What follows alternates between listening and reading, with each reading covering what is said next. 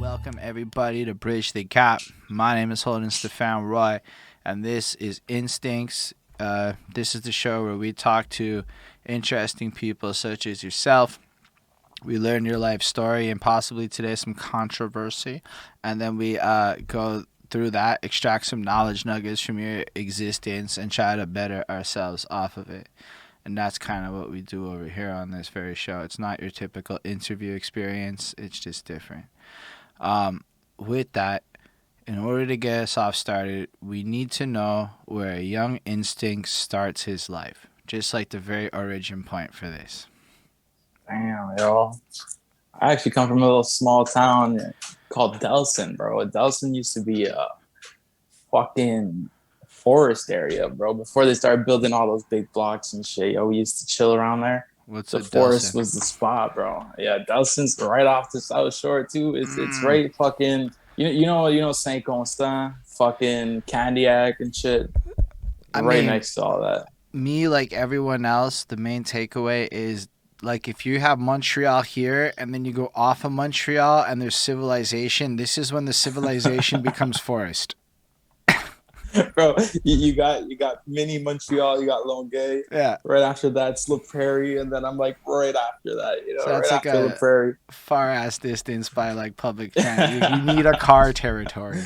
You need a car, bro. There's parking out here. There's fucking parking everywhere. So. Alright. Nah, it was a small ass town though. Small ass town, not much people. Shit blew up though. Now shit's going crazy out there. Yo, It's everybody. developing. Yo, because big money in that shit. And a lot of people be like, I can work from home. Why do I need to Not stay just in that. the city no more? Bro, it's 15 minutes away from the city, 15 minutes from Cord downtown, so it's like shit sells out quick. So yeah, with that though, we have a proper opening question. It's a bit more of a story, but we just need to know where it starts so that when we start talking about it, people gonna know what's up. So remember, it's the middle of nowhere, Quebec. And I mean, okay, a little bit better than that, but basically it's not the city, and it's Quebec. Fuck no. And I think it's a bilingual part of Quebec over there, right? Like pretty mixed. I mean, yeah, pretty mixed. All right. So with that, my whole thing starts off with my girlfriend. One time she'd be washing the dishes and she'd be playing playing on her phone that Black Eyed Peas song, the I got a feeling, ooh, and she's vibing and she's dancing. So I look at her and I had this thought like, when in the fuck did this shit become chores music, right? Because, like, if you think about this track and you run it back, like, 10, 11 years, this shit be, like, celebration times, middle of the nights, everybody's dancing in circles, super drunk, or you're younger and you're still dancing. Hyped. And then 10 years goes by, the song doesn't really change at all because it's a song. But we changed so much that now we put that shit on when we be doing chores or working out or some shit, and we're trying to go back to being younger and partying and whatnot in our minds because we're doing some super boring stuff. And I just had this big, like, wow about music, right? Like, songs don't change, but we have such different relationship with songs as they evolve that, like, the whole context changes at different phases of our lives. It got me thinking about them 20-year-olds. They be partying now. They got the drill. They don't even know that this is what they're going to wash dishes to. Like, they don't know. I hear Pop Smoke. I start washing dishes to that shit, like, pretty much right away. It skipped the line for me. But I bring all this up because, like, when you start talking to artists and you start watching these interviews and you start seeing how, like, people tell their story, magically everybody's like 10, 12 years old when they start and they're already rappers just instantly, and they all of a sudden fall in love with hip-hop like nothing else existed in their life beforehand. And it's kind of weird how like nobody really goes into the beginning of the story, right? Everybody just starts it at that point. And I say that because I can remember being like, like 5 years old up in Montreal in like the crib or whatnot. My dad's got these gray boxes all over the room, the preamp and the amp and the radio and the tape deck. He's got wires going around to like this ghetto surround sound he had built up in the crib, busting his like Led Zeppelin tapes and shit like that. Or at nighttime, that MC Mario Club mix EDM shit would be popping off in the room. My mom's, it was more like discos and musicals and love songs and Star 92.9s and just this whole like different vibe and shit. But all of that was still around me, right? I have no control over it. It's just sounds. I'm forced to listen to all this music, and it really impacted me up until this day. So it just got me wondering, Mr. Instinx, if you could bring us back to being the youngest Instinx you can remember being. And tell us what it Bro, sounded like to be you before you could control the music in your life. bro, this shit started way back. I mean, we were fuck what, 12, 13. I even We actually had a band, Nah, bro. even We had a before. No, I'm little saying band going before on. that, before you got into the band, when you were like young, what was the kind of shit that you heard in the household? Bro, when we was young, what I could remember way back when was honestly when my parents split up. That's about where I could remember. And when they split up, you know, my mom went somewhere and I lived with my dad. And my dad was a heavy rocker, fucking Led Zeppelin, you know, shit like that. Fucking ACDC, always banging everywhere. But he kind of forced me into fucking instruments. He always tried to make me learn guitar, bro. I never was able to fucking play guitar. I was trying and trying, and I was never able to.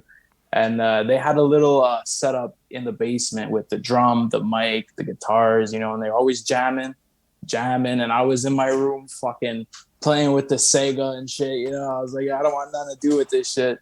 And So eventually you're my dad saying kind they of had like, a whole ass jam space in the basement in your crib. So like even if you didn't have no interest in it, you still had all that gear and shit just in the basement. Your dad would be jamming out with all the of it, homeboys, making their own. all of it. They were they like in a band themselves, making their own music. Nah. See, it was we have a big family. We were living. I think we were like 10 in the same fucking house. You know, so I got five brothers, and then you know 5 brothers. There's two with the wives. There's the kids. There's this. We were a total of 10 in the house. You know, and then my one of my brother's wives was a great singer. I mean, she was fucking pretty dope. So she was always on the microphone. I had 2 other brothers always playing the guitar, and then my dad was drumming in the back, you know.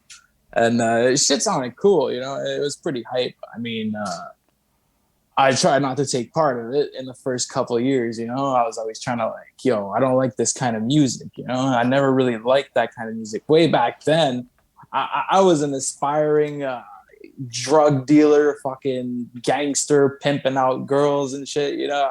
That was my vision of the future, you know. You know, when Wow. you're a fucking young little guy listening to these rappers, you know, you're like, So oh okay, fuck yeah, this is when gang, did you start listening to music like yourself? Like when did you? bro. Like I say, when I was around that age is what I 12, think. 13? No, even a bit before. I was maybe like 10, 9, 10 years old. You know, 9, 10 years old, listening to fucking who was it? It was one of my favorite artists back then. I think would be I was gonna go with Eminem. It was the Eminem era, so I was listening to Eminem, Dr. Dre, fucking Snoop Dogg, Eazy, all those old school rappers. You know, I remember I was mixing that up with. I like Red Hot Chili Peppers. I liked fucking ACDC was one, Metallica. I was listening to a whole bunch of So fucking so genres. how are you finding music? Like I was, technologically, are you buying it? Were you on the internet? Like how are you finding new music back then? bro, we was broke as fuck. What do you think we were getting our we were not buying CDs. We weren't fucking we didn't have digital platforms like Spotify and shit. What we had was your parents' fucking computer in the basement, Limewire, and a bunch of viruses. Yo, we were illegally downloading all the tracks.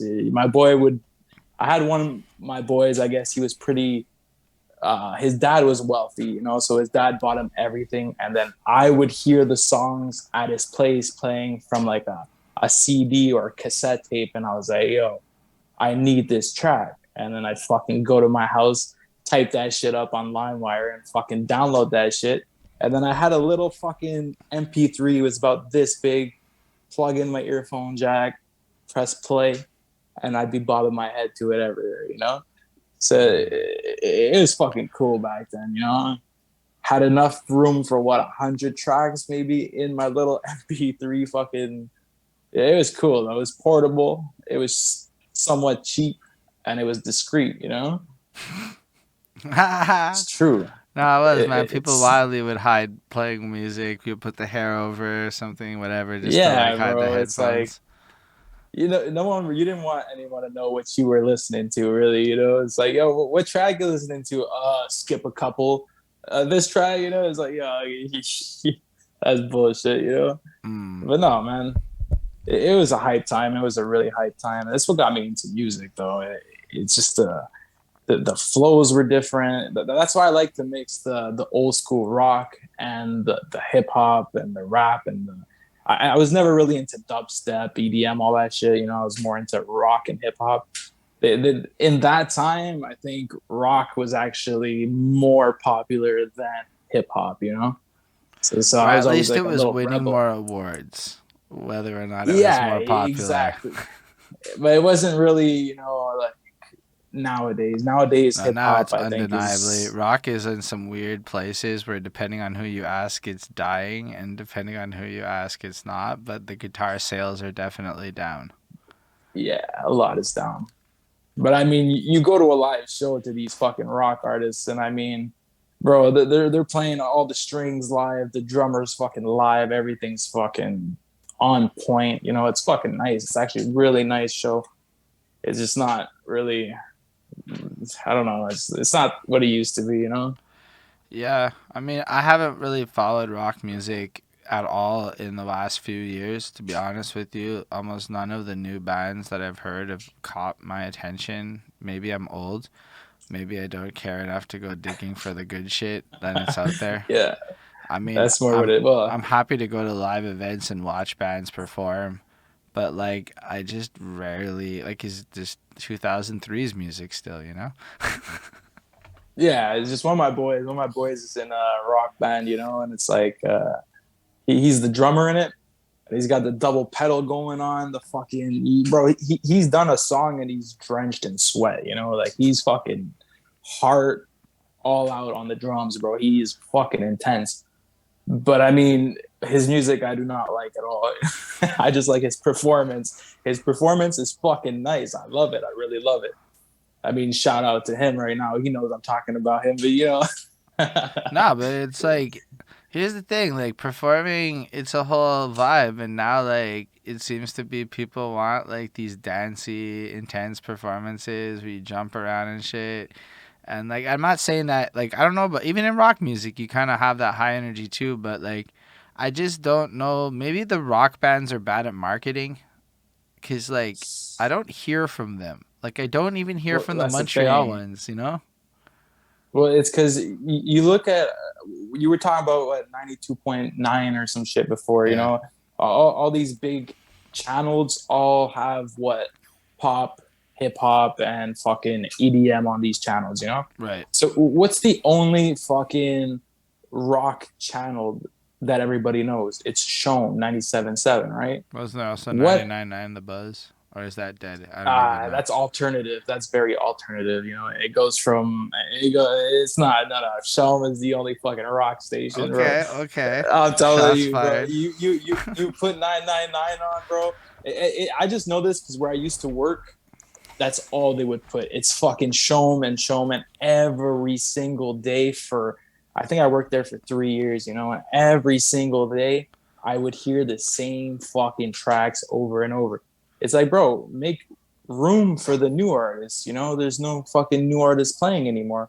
So it's always the same old tracks, old tracks. That's why Okay. it's dying as well. All these other channels with the pop and the hip hop, you hear these new artists coming out, and you're like, oh, this is a good artist. And then you go fucking discover this new artist and the new artist, and there's always new artists. Showm is I mean, I don't slacking, picture bro. new rock when I hear Show'em. For me, Show'em is the classic rock, Exactly. which It's now all might be classic rock. 2000. 2004 might be classic rock. I don't know when classic rock starts, but that's almost 20 years ago. Yeah, bro, that's the thing though. It's like, damn. You still hear these fucking classic tracks on 95.9, 92.5, all that shit. But I mean, you're also hearing the new stuff that just came out. That's fair. So that's just cool. And I used to, like, back in the day, listen to The Buzz back when it was alternative but played mostly rock. Like, it really Yeah. was mostly rock, like 2008, 2009. Like, back then it was pretty fire. Yeah, it's true. It's true. And, like, I used to like bump that, get my like fix of new artists and radio hits that were curated to me, but then Spotify came and That's what's killing the radio, you know? here's the thing. I'm like the worst person for music consumption. In the last few years of my life, everything I listen to is highly governed by who the fuck I'm interviewing and who the fuck I'm reviewing. And that's like a lot of my music listening. And that That's distorts okay. everything. So the algorithms don't know shit about me. I Nah, don't I even mix know it who up. I'm reviewing next week. So how the fuck could it know who I'm reviewing next week? Bro. But But I yeah. mean, it's like it goes more for people. I guess in South Shore, Montreal, anywhere around the world. I'm guessing if you have a car and you're always driving to this and driving there and driving there, the first thing you do is fucking turn on your car and the radio's playing, you know? But bro, I mean, it's been what, 4 years, 5 years? I don't know how many years I've had Spotify. Bro, the radio turns on. It's always like some like I personally do not like Justin Bieber and fucking Ariana Grande and all that bullshit. So that's what's always playing. Ed Mm. Sheeran, you know. So as soon as that shit starts playing, I skip and I go to the next fucking channel. Next channel, it's all bullshit, and then I just say fuck it. Turn on Spotify, put a fucking daily mix on, and then fucking there you go, man. They got music for the whole car ride there and back. So I mean, Spotify is killing it for sure compared to the radio. Yeah, I feel like Spotify does know you instincts a lot better. But then the radio, I don't know. There's too many ads. I can't get through There the you ads. go. I just personally, so I don't. But I don't want to act like radio is not hot. It's got love. Apparently, talk radio is Yeah, crushing it, and country radio, woof, that shit's crushing yeah, it. it's actually popping off right now, huh? But I don't know the rest of it. Eh, not my favorite. But that's so basically back in the day, y'all was pirating music, and then I believe you said by like 13 years old you were in a band. Yeah, see, like the way it worked up to that, you know, is like maybe a year or two later, you know, my dad was always telling me like, get off the fucking consoles, go play outside, go do this, go do that, you know. You know what it was, you know, back in the day. It's like, yeah, we didn't have iPhones and shit, so it's like, No, okay, but I'm we just did gonna have fucking Super go climb Nintendos and trees. Nintendo 64s and shit. Yeah, bro. I still remember my fucking Sega, bro. This shit was awesome. It was like some 2D, bro. A map that was like fucking 100 square feet. It was fucking dope. But yeah, so I got kicked out of the house really young. You know, go fucking play outside, go do this, go do that, like any of us, you know. And I met one of my boys early on in that age. You know, he lived 2 streets down from me, and I started going over to his place. You know, and then you know, it's like I don't know. We had like a mutual fucking interest to music, so it's like I said, you know, he would be having all the CDs paid for by his dad, and then we'd listen to it in his place, and then I was like, yo, this is a dope track, dope track. I had a paper, okay, and I would write down the track name, the artist. Every time I liked the track, I would write it down, and then I'd have a huge list, take it home, get on Limewire, and start fucking downloading all these tracks, you know. But no, we ended up meeting up with some girl, and this girl was like my first somewhat girlfriend, you know, and we started chilling, and then she also liked the music, so we fucking ended up getting all three of us together, and I'm like, yo, let's go to my place. And once we hit up my place, they saw the setup we had with the drum, the guitar, and all that shit. And my dad used to work late, so I hopped on the drum. My boy hopped on the guitar, and the girl hopped onto the mic one day. You know, we were just fucking around. I was just hitting a bunch of shit. He was just stringing a bunch of shit, and she was just yelling in the mic. You know, we were just doing a bunch of stupid shit. And I guess that went on for maybe a month, 2 months, you know, until we got caught. Yeah, one of my brothers came home early from work, you know, and I was not expecting it. And we're all fucking slamming everything. And you know what he did? He just came downstairs. He looked at us and he's like, "You guys fucking suck." And I was like, "Yo." And then he hopped onto the guitar and he started like he was fucking he was let's say in his 20s, 30s, you know. and he was fucking just started jamming some crazy shit, you know. And then I'm like, I don't even know how to follow with the drum, you know. And then I just started fucking hitting shit, but like slower and trying to be careful and shit, you know. I didn't want to break nothing. And that's when he told my dad, you know, and my dad was fucking pissed. You know, my dad paid I don't know how much for that drum, and he came downstairs and he was like, "You don't touch my shit no more," and he was pissed. And you know, when you're a kid, you get yelled at to not touch something. You can do It it. just makes you want to touch it even more, you know. So that's when I started fucking, I guess, learning how to do drums. Fucking just doing like the 1, 2, 3, 4, and 1, 2, you know, shit like that. And my dad just said, "Fuck it, you know, I'm gonna pay for some lessons." So that was around maybe like 10, 11, maybe 12 even. You know, boom, my dad sent me off to a drum school, and I started learning Red Hot Chili Peppers, AC/DC. I started learning all the bands I liked, how they did their drumming patterns, how they did all that shit, you know. And that's what got me into learning tempos, learning how to read music, learning how to, you know, follow a rhythm, follow a beat. So that really helped out. And that's when I said, "Fuck it." And I talked to my boy and that girl, and I'm like, "Yo, we got to make a band."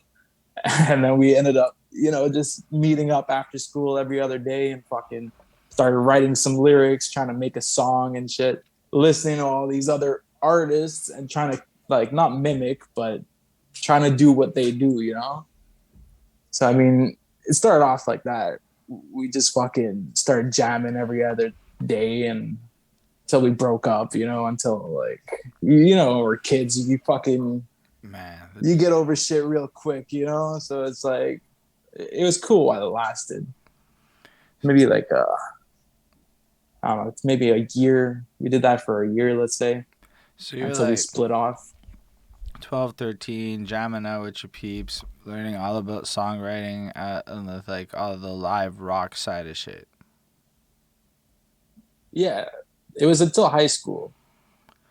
Once we got into high school, it just like, we all went our separate ways, you know? And where does your way take you when you go off on that path? Bro, when I was in, Are you still out in the middle of nowhere, Quebec, all this time? fuck yeah, I'm still in the same place. I was still in the same place till my parents got divorced. So it's like, I think it was in the first year of high school, actually, or it was, yeah, I think it was the first year of high school, the beginning of high school. It's like, I used to, you're gonna laugh, I used to love English class because my English teacher was fucking not intimate with me, but I mean, she was like, I hated school, bro. I hated school. I would walk in, fucking fall asleep for most of the classes and not do my homework, not do any of that. I hated school, except for English class and fucking gym class. You know, I was a fit fucking little kid, you know. And yeah, so when I used to go into English class, the teacher would always make us do orals and written stuff and all that stuff, you know. So it's like I discovered in that first year, maybe half the year, that I was good at writing stories and fucking poems. I was writing poems, bro. This shit was just, I had a fucking thick ass book and I was just writing poems, writing stories, writing and writing and writing, bro. And that's what made me, what can I say? It made me develop like a skill, I guess, you know, just writing over and over. It makes you like better and better, you know? And I just never had a story to tell, so I used to always make up stories. I used to just make shit up all the time, boom, boom, boom, boom. And my teacher, I'm talking, bro, I was getting A's all the time. You know, I was getting 100% on my fucking writtens, 100% on the orals and shit. And once it was like halfway through my first year in high school, my parents actually got divorced. You know, and then I was like, it actually hit me hard. You know, I was not expecting that shit. And you're still young, you still don't understand like this love hate relationship, and you don't understand really, like, you're not aware. Like nowadays I see it and I'm like, I understand fully, but back then, you know, I took it hard, you know. And then I was at a point in age where all my friends would live in the sector where my dad would live. So I wanted to stay with my dad, and my mom fucking was like, "No, you're gonna stay with me." And then they were fighting for me, And then it ended up I had to do 1 week of my dad's, 1 week of my mom's, And that's when I started getting stories to write. I started actually feeling. I had like a feeling inside, and then I'd fucking take it on the paper and start writing. I never knew I was gonna be fucking making music. I just like to write. It's that went on for like what, maybe till sec 2, sec 3, whatever. And then around that age, that's when it hit me. I met one of my boys that I don't talk to anymore, unfortunately, but we met up. He was in a lower grade, but anyways, he was in a special class, and we hit it off real good, and we were just talking all the time and shit. And then one day, I don't remember what happened really. It's kind of blank, but we ended up going to my place. We had I had a music program in my computer. So when we went to my place, I'm like, yo, let's open up this music program. Let's fuck around. Open the music program. It was from the PlayStation 2 or the PlayStation 3. They had their little camera with the mic, Right. I don't know. Yeah. I know So what you're talking anyways, about. You're not even the first person to bring this up. Bro, we took that shit, It was in my brother's room. We unplugged it, plugged it into the computer, and then I had a vacuum. I had a central vacuum, you plug it into the wall. And so we put like 2 chairs side to side. We put the vacuum like upwards, and we put the PlayStation mic in the vacuum, So it's like it made a stand for the mic. And then my boy's like, take out one of your poems, and I take out one of my poems. And then we just started like fucking doing freestyles, I guess, with no beats, just fucking recording, see how it sounds and shit. And it was always garbage. I mean, it wasn't intended to be in a song. It was just intended to like rhyme its song. Anyways, it was a poem, it worked, but I mean, without a beat, it didn't work well. But anyways, so it's like that's when we discovered making beats, because I had the drum downstairs, we had the guitars, and one of my brothers fucking would support me in a way, and he was like, yo, I'll play you a little fucking riff and do something over it. I was like, all right, let's fucking do it. And started freestyling in the basement. Instead of making rock, it'd be me on the mic, and my dad was drumming in the back with my boy fucking playing guitar, and my other brother was playing guitar. And we just started jamming like that for fucking another year, That's when it hit me, bro. The girl of my dreams, bro. The girl of my dreams is what started it all, bro. So my brother ended up, his car broke down in front of the dep that was next to my house. And this girl that was working at the dep ended up hitting it off with my brother, and they started dating, And then one day, this girl brought her sister over. And bro, when I saw that girl, bro, oh man, I was tripping. I was going crazy, and I wanted to impress her. And bro, that's when it all started, bro. That's when I found... Bro. No, there's nothing that gets a man started. It all starts with that. Let's be real. So often in our lives, it's gonna be like, I met that girl. You don't understand. I'm telling you, bro. I had to go in. It's true though. We saw... I don't remember what the track name was. It was on the radio though. It was a nice track, It was a track that made me like fall in love and shit. It was like a lovey-dovey, whatever. A good track. I really don't remember what the title was, but it got me going, And that's when I fucking went back to the program, started, because I knew the 1, 2, 3, 4, I knew like the sequences and shit. So I plugged in the sequences and the hi-hats and the snares, and I made a beat. In all, I made a huge beat, okay? And then once the beat was made, I wrote a poem that would fit with the beat, saying how much I love that girl, And bro, once I was done, I recorded it with the vacuum stand. Everything was pinpoint, bro. We rewrote the lyrics 3-4 times, printed nice fucking everything was mint, bro. And when I showed the girl the track, she I don't remember. It was like she was surprised. She was actually like she loved it, you know. If I look back on it today, bro, it was total garbage. Okay, but that's not the point. She loved it and shit. But it made me believe that we were gonna hit it off and shit. So it's like we started chilling. We started like more chilling than anything. I guess she friend zoned me, and I didn't notice. I was too, yeah, I'm telling you, I was in another place, bro. I was in another place. And one of my boys, he looked like a mini Justin Bieber. He had the swishy hair, he looked fucking cute with the cheeks all like, anyway, bro. He looked like a Justin Bieber lookalike, and he was my best friend. And anyway, my dad was like, oh, we're going on a camping trip one day, and I'd like you to come. And I was like, hey, that's cool. So we left for 3-4 days. And when I came back, it was the first time I got my heart broken, bro. Oh. When I came back, bro, my best friend was dating that girl. Oh, yo, boy. That shit hit me hard, bro. And that's when I made my first real track. And it was about heartbreak and shit.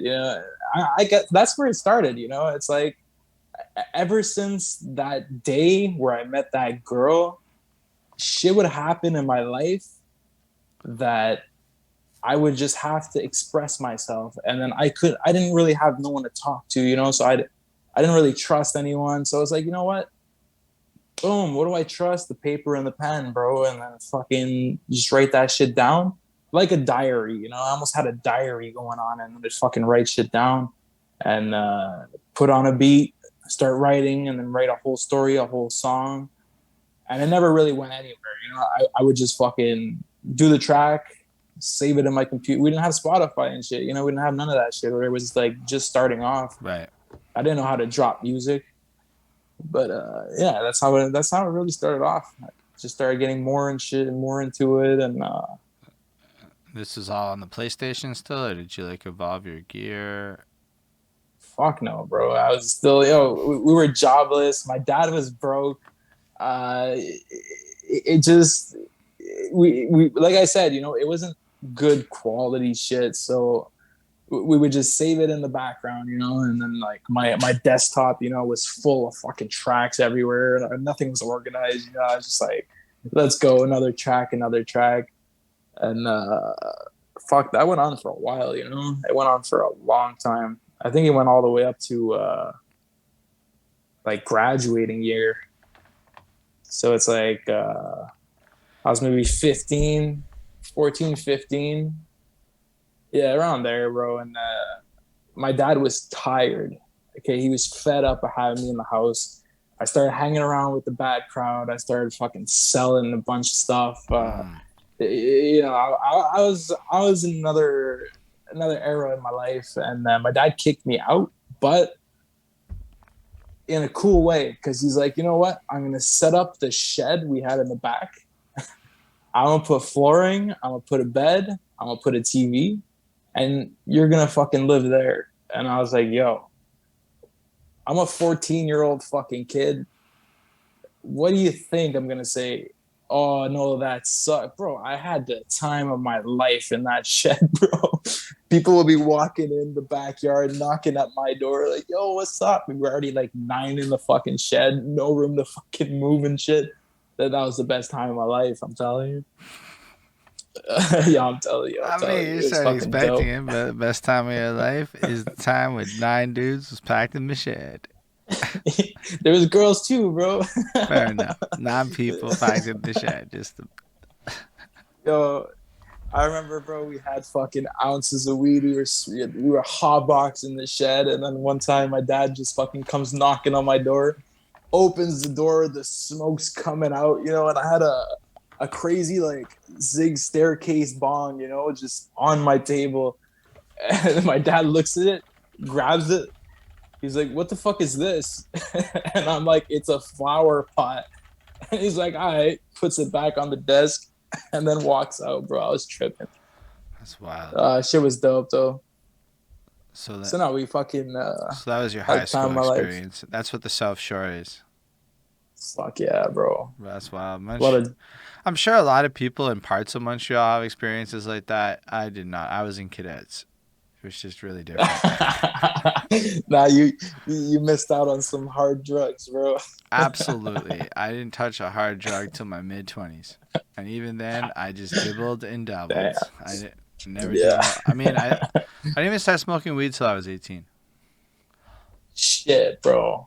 That's why my memory is so good. Yeah, probably, bro. That's why mine's so fucked. Nah, but that's wild. So your high school is that, but still, you got a crazy amount of experience just learning about production and making music, regardless to where it went with it. But were you like performing this stuff? Was the little local high school bullshits? Was you in the shed spitting your songs at the like girls in the shed? Yeah, that's more what it was. Yeah, my boy used to come, and he had the first little. It's like the not the iPhone, but the iPod, Right. the first touchscreen, you know. Right. I know what you mean. And when he first got that, he would come into the shed, bro, anytime, any day, and then he would go spit a freestyle, and then he put the camera to my face, and then I just start going at it, you know. And that's what actually got me somewhat known in my high school, you know, and people were just like, oh, yo, he's dope. And I got the gratification of fucking people loving the craft, you know, loving what I do. And that's what, bro, it made me feel good, you know? So that's what got me going on like crazy. And then he was just walking around the school like, yo, look at this. It's fucking hilarious, you know?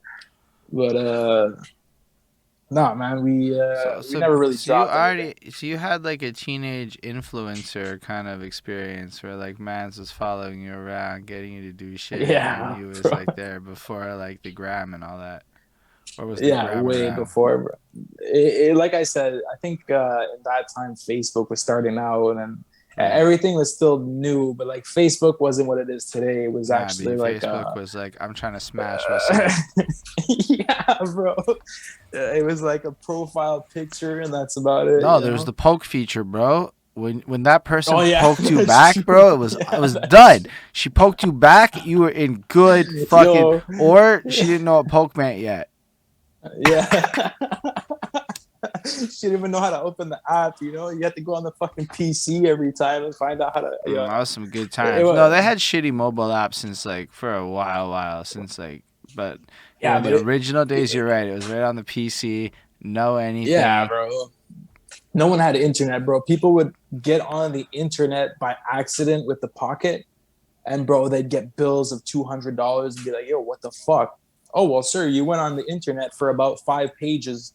What the fuck? You know, back then we didn't. You downloaded one picture of a blurry boob. Oh fuck! You were done, bro. Your mom was fucking whipping you with a belt. No, that was a different time. That was like, man. Even now, like, I think people think how realized how spoiled we is with how instant this shit is. Like I was thinking about, you could like run YouTube for an hour now, and it's not that bad. Do you remember when running YouTube for an hour was like 6 gigs? Ooh, bro, we didn't even have that shit on broadband. You know, it's like we had the slowest. You guys have the internet. crap. Okay, because I grew up like I'm in Montreal the whole time, and I've never lived in a part of Montreal that had bad internet even. So it's just always been like. Bro. The average internet of a Montrealer. Before fucking Videotron and all that shit. You'd give up. Like, I think I had the... it was when I had the PlayStation 3, you know, I think it was the PlayStation 3. My dad or something bought me the PS3, you know, and it was my birthday and shit. And when I was playing online, bro... Oh man, it was not fun. It was really not fun, bro. Imagine like, I don't know if you ever played Call of Duty, bro, but like you're playing online, bro, and you just see some guy pass. You go to aim, and next thing you know, bro, he just disappears, and you're like, what? and then he ends up behind you and he fucking slashes you with a knife and you just die, bro. Meanwhile, That your shit was character happening was just so standing much. there, like, not doing shit. He's like, Exactly. this fucking noob. That's exactly what it was. And then the fucking lobbies were going wild, bro. Oh no, it was garbage times, man. For us, it was really garbage. But I mean, nah, bro. I actually I recorded my first track with some guy that went to school. He went to school for music production, you know, and he was I forget what college there, but he was going to that college and he was making. Algonquin College? I fucking don't remember. I know it's in Montreal, but Music technique. I don't remember Fair. at all. I didn't really care, you know. I just met the guy and he's cool and shit.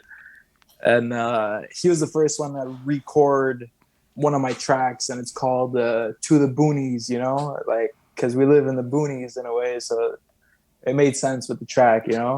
No, you And absolutely live in the boonies, from my opinion, too. there you go. That's why the whole song was like the catchphrase, you know, was "throw my hat to the haters," you know, and yeah. Anyways, it was a perspective of where I was living and shit, a perspective of because we were going to Montreal and shit all the time, but it's like we'd come back home to the boonies, you know, and then that's what we'd call it, you know. And, it was the first track I've ever recorded, and it's actually on YouTube still and shit, you know, and that's when I started taking it serious because I started getting Okay, feedback what like year was crazy. that you started to take it more serious and like To the Boonies drops? Do you know? Bro, I actually don't remember, bro. I don't have a good memory, like I said, but I remember Was it like 5 years that. ago, 10 years Yeah, ago? exactly. It was about 5 years ago, Okay. honestly, 5 to 6 years ago. Is I just threw it out there and I was like, fuck it, you know, let's see what happens. Yo, did And you know that's when like Chris Facebook. Chrome from back then? Because y'all would be like in this. Yeah, bro. Bro. We met in high school as well, man. Do you We have started high hanging school out Chris too, Chrome stories, knowing he's gonna edit this video, and that would be bro. wonderful? I do not want to get into some personal shit. Nah, bro. We Ah! we we started hitting it off. I mean, I think I was in sec one or sec two, you know, but it's because I got expelled from that high school. So our friendship was sweet but fucking short, you know. It's like once I got expelled, bro, I started getting into some bad shit, you Right, know. right. It's like I try to keep away from that part of my life. I try to push it away because it fucked me over real bad. I But understand. I just, if I can get the good dirt on Chris Crumbs, the embarrassing tales, this is the gold mine that, believe it or not, this one audience cares about. bro, I mean, I met Chrome.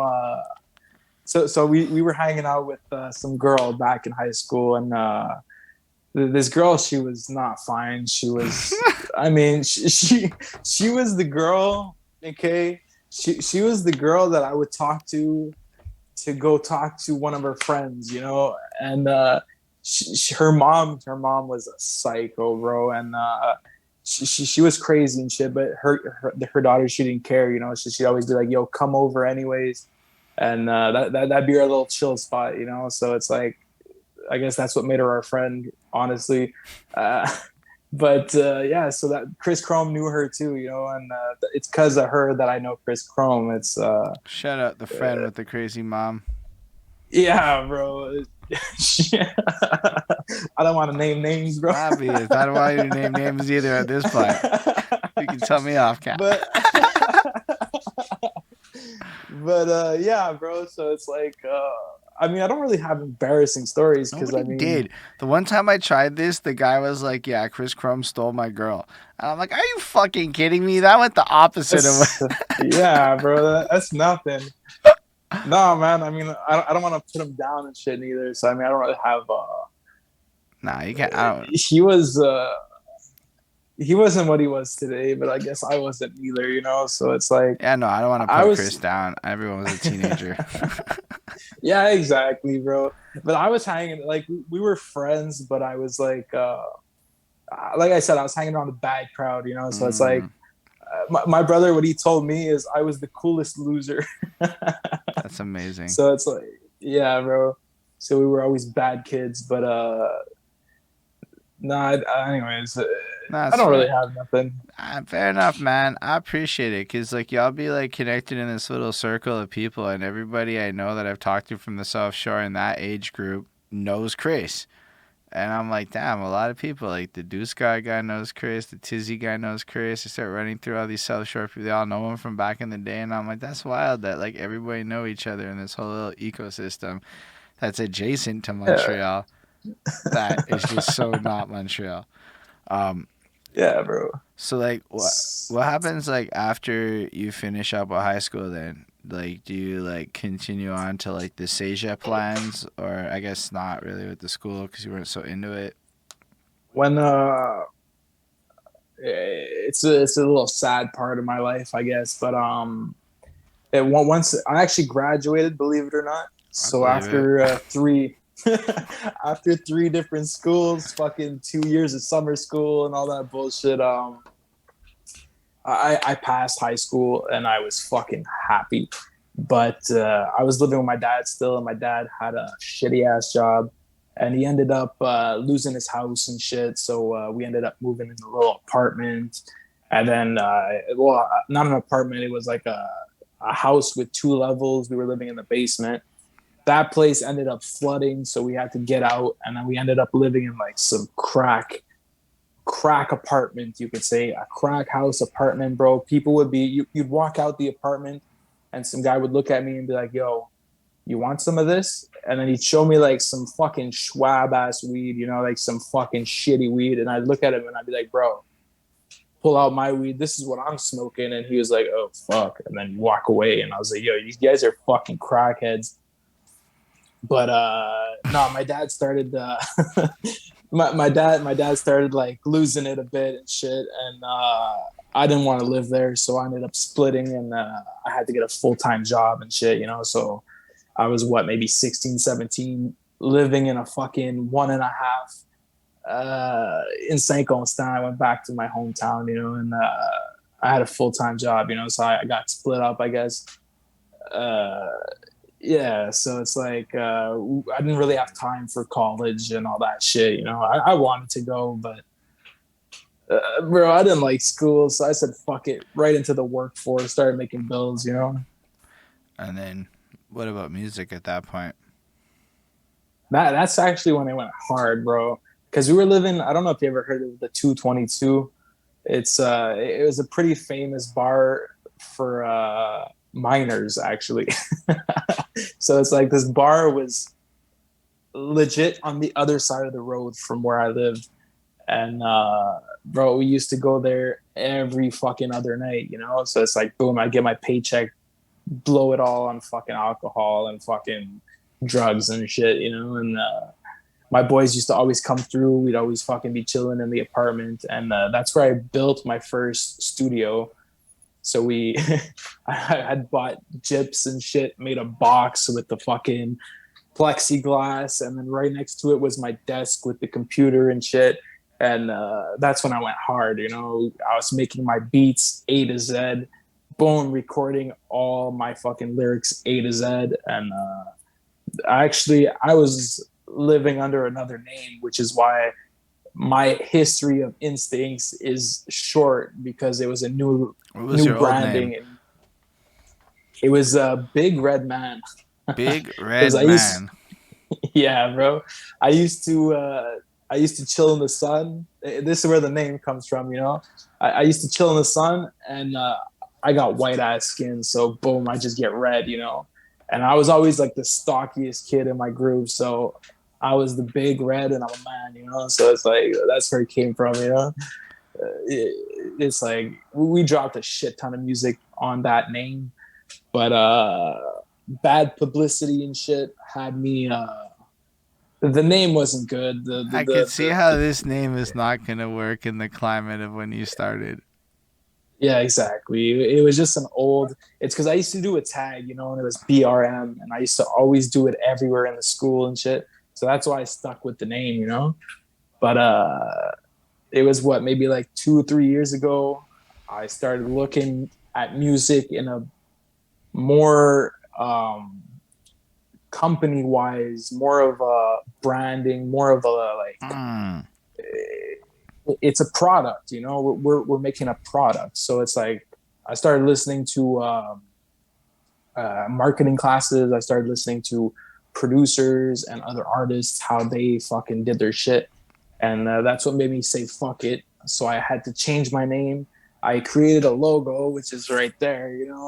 Got the logo, got the name. I got I made everything into a real brand, and started from scratch, and actually started fucking So when was this? doing my So shit. like 6 years ago or so is when you start doing it, and then you said Yeah, so it 3 years was like, ago you changed your name. yeah, about 3 years ago. Yeah, 3 years ago. When you said bad press, was there like actually bad press about you, or was it like people was like, "Yo, bro, this probably ain't a good look"? Well, actually, kind of both. It's I never really believed in the name, honestly, Right. and the affiliations I had with that name today is bad publicity for me. You know what I mean? So it's Right. like I had to get rid of So this all wasn't as that. much about the name, but more the associations of the people you were rolling with. Yeah, So that name got tainted by the crowd, and so there in you order to go. not be mixing up with these people no more, you wanted to come back with a whole new image under a different name. Yeah, And arguably, that name might have still got you some heat if you popped. yeah, exactly, bro. It's like you got Redman and shit too. I was like, it wasn't a good name, bro. It was really a badass. Like, I don't know. It was a bad choice, but I was young, and and it's what I had. I was like, fuck it, let's go. No, that's all fair. And so you ran a bunch of shit under one name. And did you do a style shift as you rebranded, or was it like you were still making the same kind of music, but you just shifted the name? No, I changed. I changed it 100, So percent like, bro. what was the old style like? I used to, make rap like. We went from like I said, I was hanging around the bad crowd. We had a gang. We had a fucking bro. We were selling drugs. I'm telling you, bro. We were actually going hard at it. So it's like that name, that association I had. All my songs were about like maybe not gang life, but next to it. It was all about selling drugs. It was all about the bitches, the money, the cars. It was. I had a different style back then. I had a Right. different mindset. I wasn't in it for, like I said, I wasn't in it for a brand. I was just in it to look cool, I guess. To be like, yo, look what I got, look what I do, and shit. Right. I got carried away. Fair. So then you rebrand to Instinx. How do you come up with Instinx? Bro, this is the stupidest fucking story. I feel like Post Malone when I talk about this. So I was with my boy. My boy used to chill in his garage at his parents' house. And so we were just chilling in the garage, and we're like, yo, I need a new name, and I really want an X in it. Bro, I'm telling you, it took about 2 weeks, bro. 2 weeks. My boy, he was good at drawing and shit, so he was drawing some shit with X in it every single time. Boom, boom, boom, boom, boom. And every time he would find, I was gonna go with Lazy at first, okay? And then we looked it up, bro. There's someone called Lazy in every single format. There's someone called this. There's Instinx, okay, is the only fucking word that was not associated with anyone. So you know what? I said, fuck it, put an X in there, and we're good. So instead of Instinx, like with the T, we put the X. No, And that's fair. Yo, but that's a big lesson, right? Because one time I said I'm gonna be HSR, and I dropped my shit, and only after I dropped my shit did I really check HSR. And now my shit's mixed up with this EDM guy named Yeah, that's HSR. what I didn't want. So I hit up the EDM guy and I'm all like, yo, bro, do you care? He's like, nah. And so we left it like that. But then it confused the shit out of people. Nobody knew better. This is like Yeah. 2017, maybe. I guess some people knew better. I didn't know better. When you're doing it for the second time, bro, you learn your lesson. And then I had to rebrand, and then I found out I couldn't be HSR 514 because that didn't match my logo, and I didn't want to do my new logo. So Holden Stephan Roy was in my logo. That became my name. Nobody, you can't take this one from me. That's true. That's fucking true. No, but it's a good lesson. I mean, for anyone who's listening to and shit, anyone that's gonna watch the video. I mean, if you're gonna want to create a brand, even if you're selling fucking paper straws or whatever, bro, you gotta go look at what is out there already. Facts. Look at the names. You gotta look at your product and make it reflect your name. See, you're gonna find it stupid. My favorite color is fucking gold, bro. I love the color gold with a black trim. So that's why I did my logo. My logo's, I tried to get as close as possible to the gold and the black background, So it's like, it's my favorite colors, bro. If I could get a car with fucking gold rims, black car, bro, forget about it. I'm buying that shit today, Understood. So it's like that's what I do all the like. I wear Timbs all the time, they're like kind of gold, Got the Timbs and the black shirt, bro. I don't know. It's my favorite stuff, So it's like it really relates to me. And you really gotta find your fucking name and make sure you stand out to everybody else, bro. You go look it up online, bro. Just write Instinx with the X on Google, bro. I'm the first thing to pop up on Spotify, any fucking platform. I'm always the first to pop up, so that's really good, It is. You're supposed to have that kind of appeal. Like Chris Chrome is the only Chris Chrome that I know. There you go, bro. He has Chris Chrome 93, which is easy to remember for the socials. Yeah. Because sometimes if your name too long for the socials, you do need to be. So on socials, I'm HSR 514 everywhere. So you can find that. Exactly. And but yeah. Otherwise, so you become Instinx, and then what are some of the transitions that are going on at this point? Do you start performing? Are you like moving into? Are you even performing beforehand, like in all of this run? We weren't performing at shows. We were performing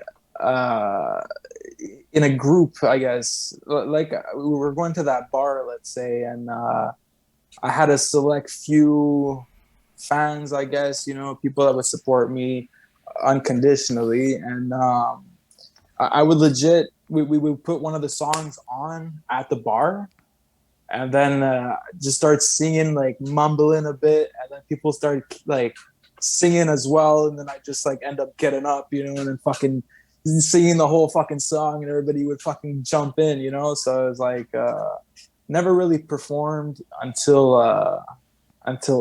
well, that's not true.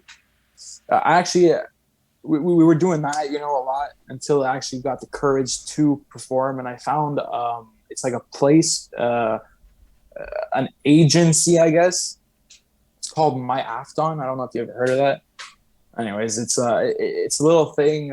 So it's basically someone rents out a bar and brings in so many artists, and then the more tickets you sell, the higher placement you get. And so anyways, it's just a show with a bunch of artists, And I was like, I was actually affiliated with them, and I was doing a bunch of shows with them, and it was very fun.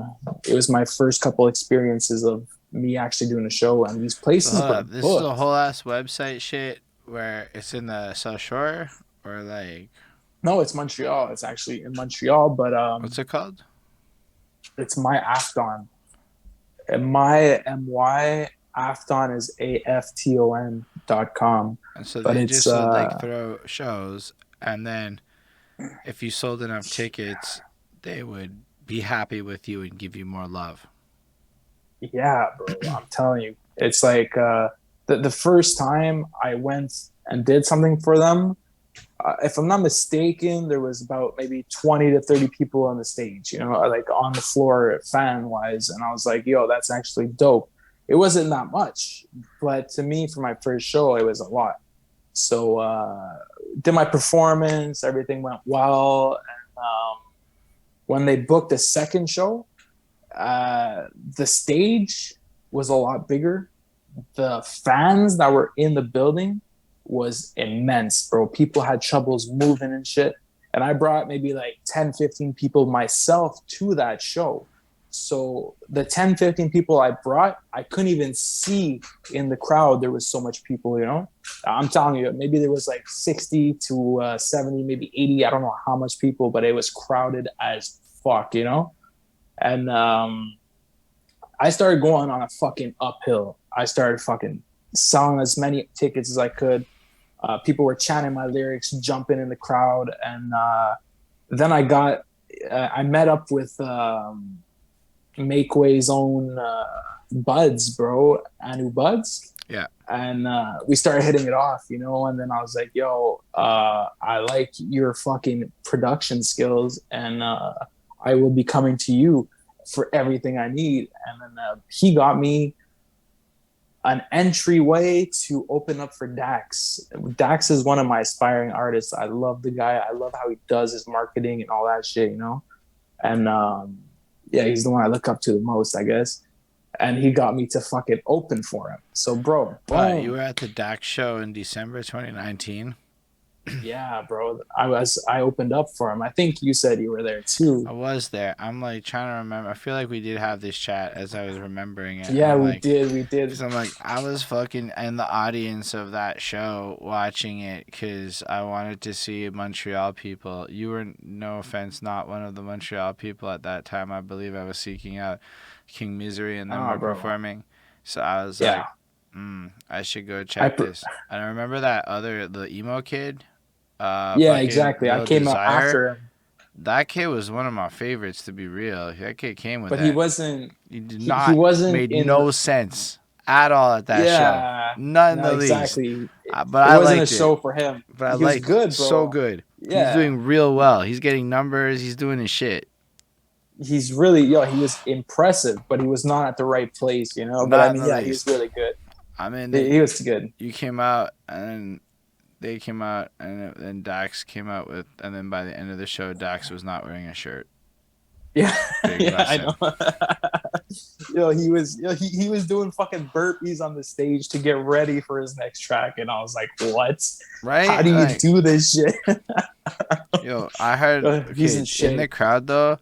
I fucking swear, the girl that was next to me, like, it was dead ass. Like, Dax, I got you. Come down. Like, you know, like I'm saying, there was some real, like these girls was down for the Dax. Bro, for sure. Like, at a level. But he wasn't as big. That's what I mean. Like, he was just at that level. These ladies was like, because he's doing burpees and shit on stage. Yeah, exactly, bro. Abs and fucking, he was in shape, bro. Guy's 6'something, honestly, so it's like, I was bumping a Dax song. Pretty much, he's not really somebody I go to, but that live performance, he impressed me a lot. Yeah, bro. Like, hands out, stole the show. Like, I mean, he was the headliner, but like, he stole the shit. Like, he really, no offense to you, but like, he really came out like in like a energy that I wasn't expecting. When he came in, bro, he came in with his janitor outfit, fucking sweeping the floor and shit, and I was like, yo, no way, bro. And then, throws the broom, hops on stage, bro. Like, what? Oh yeah, the guy was dope. He was really dope. Yeah, no. So that was like, that's a lit performance. Like, Belmont's a cool ass stage. Like, for real. Yeah, bro. Very well placed, 2 stories and shit. That was I can tell you, a pretty sizable crowd. You don't need to listen to his numbers. It was a good 100, 150, easy, no problem. Possibly more. Bro. And I say possibly more because I was in the crowd, so you can't really tell. And there's an upstairs part of that shit. Oh, when I was on stage, bro, you could tell, bro. You could tell, bro. It just, my profile picture, the cover picture is from when I was on stage and I was performing Shooting Star, and then I told everybody, go put your lights on and shit. This is like it's a deep track and Okay, I everything. remember that shit. And everybody was fucking swinging their phones like that. And then in my hook, Well, I'm gonna move that shit. Everybody can now see your picture that they're talking about. yeah, bro. So in that moment, bro, that moment was the hypest time of my life, bro. It's I started fucking singing my hook, and in my hook it goes A, O, you know. Oh, Everybody starts chanting that shit. yeah. But in the hook, I say some shit, you know. And then the guys were yelling "A.O." so loud in the crowd, I couldn't even hear myself fucking singing my next lyrics, you know. And I was tripping, bro. I almost had a tear in my eye, you know. I don't know if you remember, but at the end of that track, there was you didn't see this, but I did. There was 2-3 people in the front row that were just like this, just waiting for Dax, and I was pissed off, you know, because they're the only ones that weren't fucking participating. So at the end of my track, I pushed them. And I went to go sit, boom, right at the edge of the fucking the stage, and I finished my track there, you know. And it was fucking hype. I loved it, you know. Everyone got mad at somebody else for being petty that night. Yeah, bro, it was fucking dope. But yeah, then that was, I guess, the main fucking. I was going uphill like crazy after that show, bro. So what happened after that show?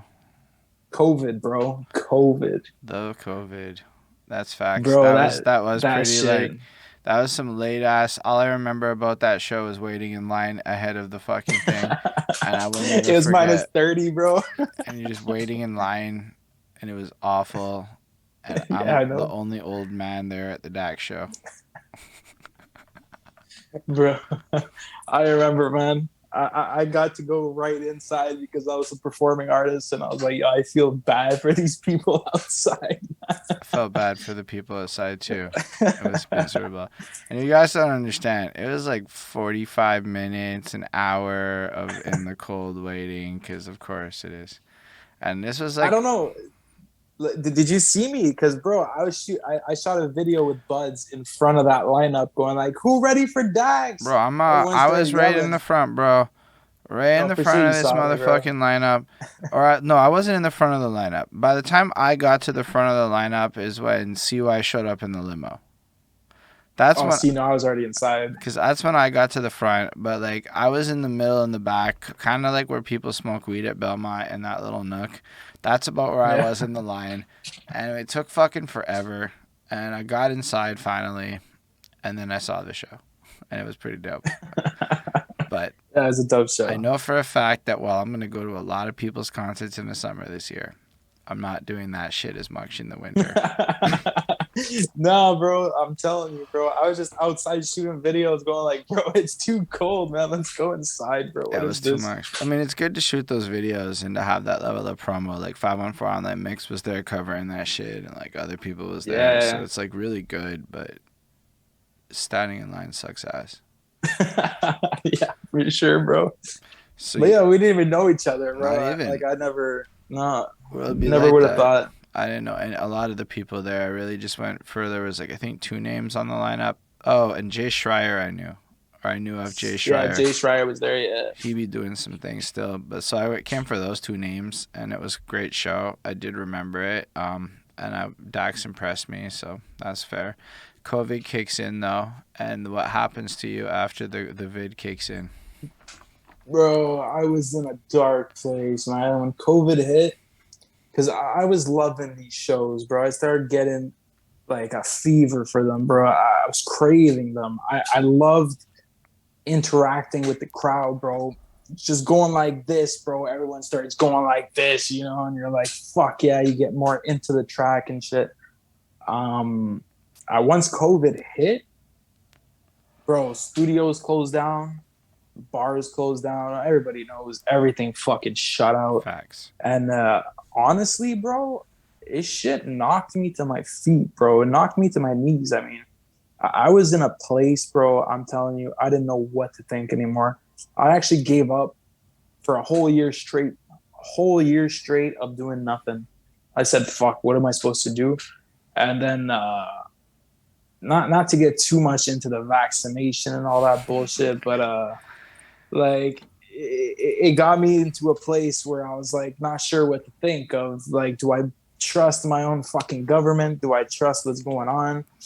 And I had so many questions in my head. So many. I couldn't handle the music anymore because I was just gonna go into like conspiracy rap, you know. So I said, "Fuck it," pushed everything to the side, and yeah, it knocked me really fucking deep into close to depression. Actually, bro, I was actually pretty sad. I was actually pretty fucking depressed, to be honest, and I couldn't make music anymore. I had ideas in my head, and I'd write them down and shit, and I discovered auto tune, bro, and you're gonna laugh.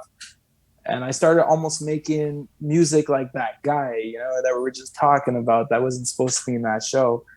And I don't have the voice for it. I don't have the. I don't have that. I can't make that kind of music. And I still tried, and it kind of made me like derail into trying to figure out who I was.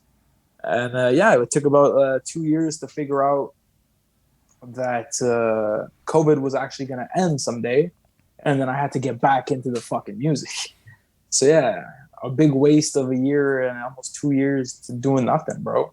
COVID actually knocked me down, so now I'm trying to get back up, and that's why I fucking came through to your show, bro, and did that one song. I loved it, bro. It got me back into it, you know.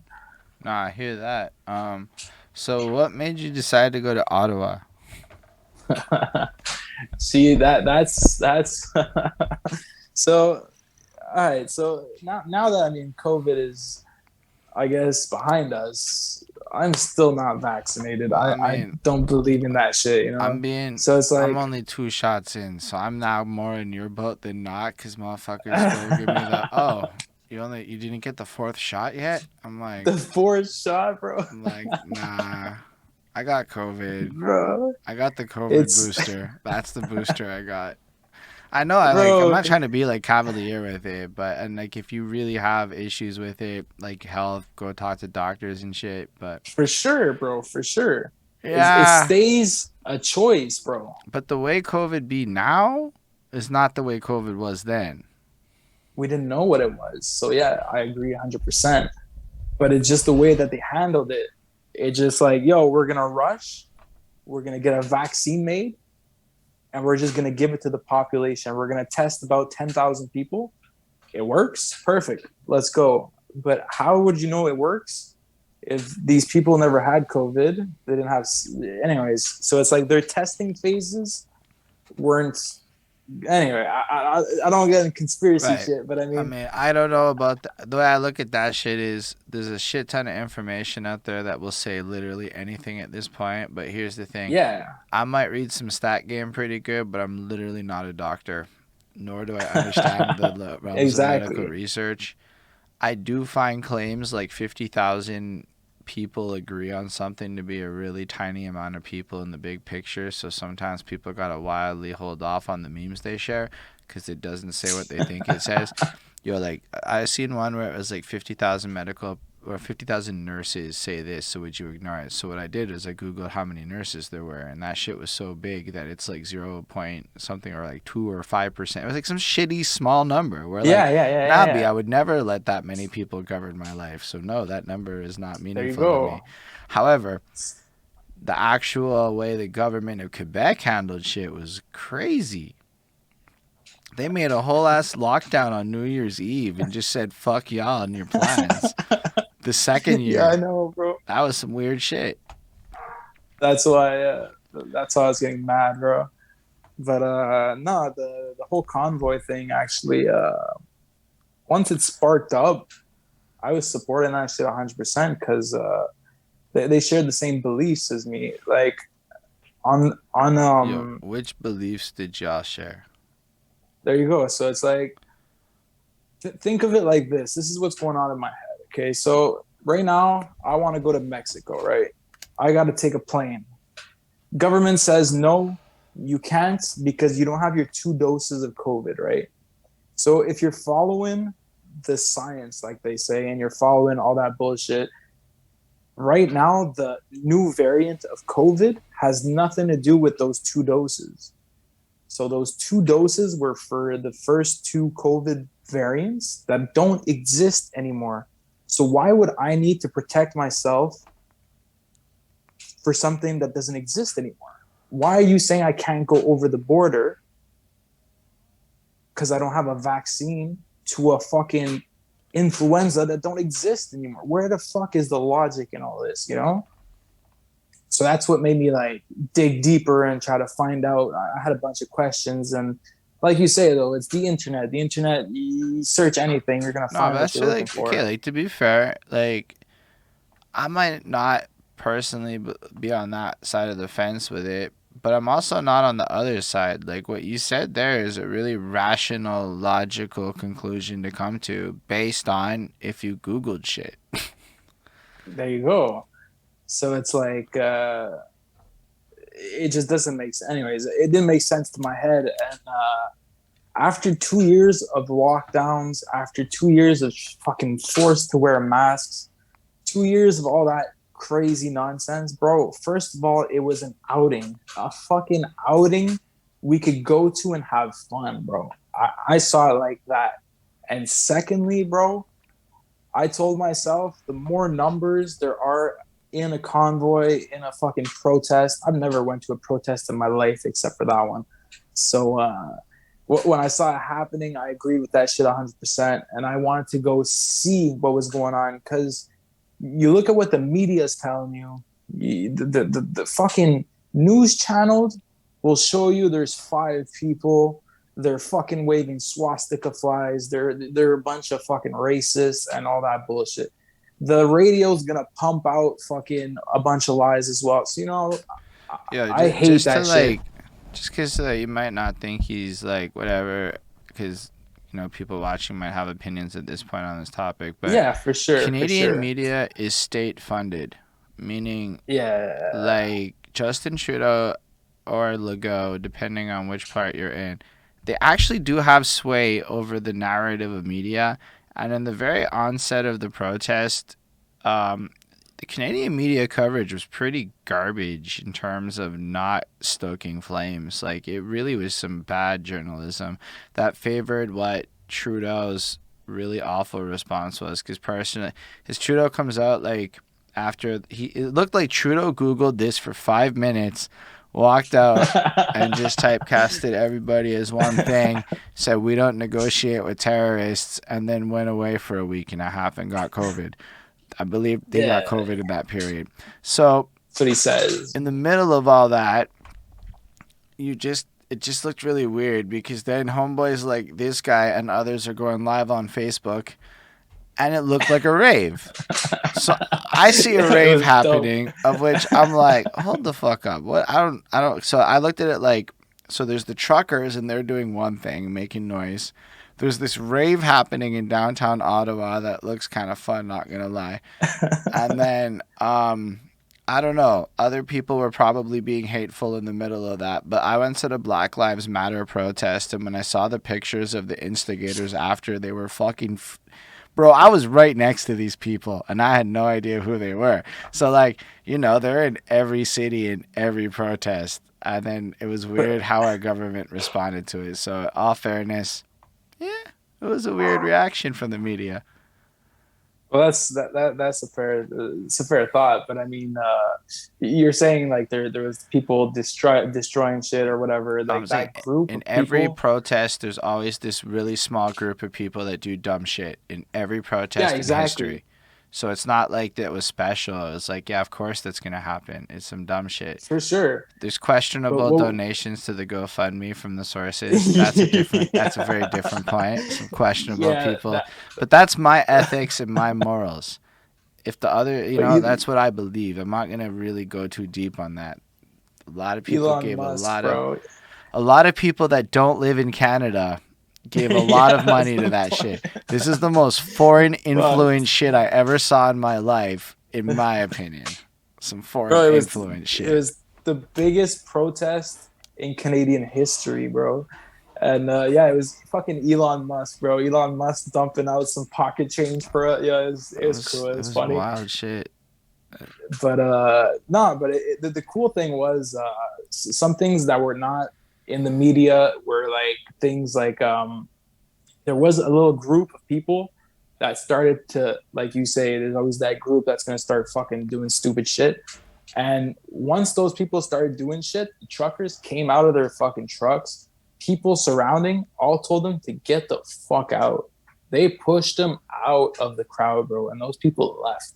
I'm telling you, other than that, bro, we were walking the streets and it was all love, bro. There was people making hot dogs in the streets, hamburgers, bro. We went up right in front of the Parliament gates, okay? On the street, there was a pit of fire, bro. A little pit of fire. It was like a charcoal kind of thing. Someone was cooking sausages, bro. Some thick ass, good, juicy sausages, bro. And he looks at me, he's like, "You want one?" I'm like, "Fuck, I'm starving." Take one, bro. Start eating with them, bro. On the truck right next to it, there was fucking native people with their tam tams, fucking drumming along. You walk a bit down the street, bro. In the middle of an intersection, there's a guy with a huge speaker, and there's a whole party going on and shit. But what was more meaningful is the stories behind all of these truckers, all of the people that were actually going, you know? They made a lot of people were making signs and shit, you know? So it's like I took the time to read them. And it's actually fucked up because you're going to look at the statistics of COVID. Oh, there's this much people that died from it. There's this much that are sick, all that. Okay, fine. That's okay. But if you look at the meaningful stories of the people saying, "Yo, my son that's 7 years old took the shot and now is in the hospital, intensive care and shit." There was a lot of these weird stories going in the background which were not mentioned in the world, you know? It's like there's a lot of these stories that are just pushed behind the shelf. So it's like makes you question even more. And then I was going up to all these truckers and going to talk to them and shit, and they were showing like they had a bunch of these like letters and pictures kids drew for them. And you know, it's one thing watching the media, hearing about it, but there was another thing living it and actually going to support, actually walking the streets and see what was going on. It was really crazy, bro. It was actually meaningful, man. It was very unfortunate that Trudeau never went to go speak with this protest, the biggest one in Canadian history, you know? I don't know, bro. It's so many questions that I wanted answered, which is why I went. So did you go like early, or like when did you actually go? So I think it started on the like officially started on the Friday, and I went on the Saturday.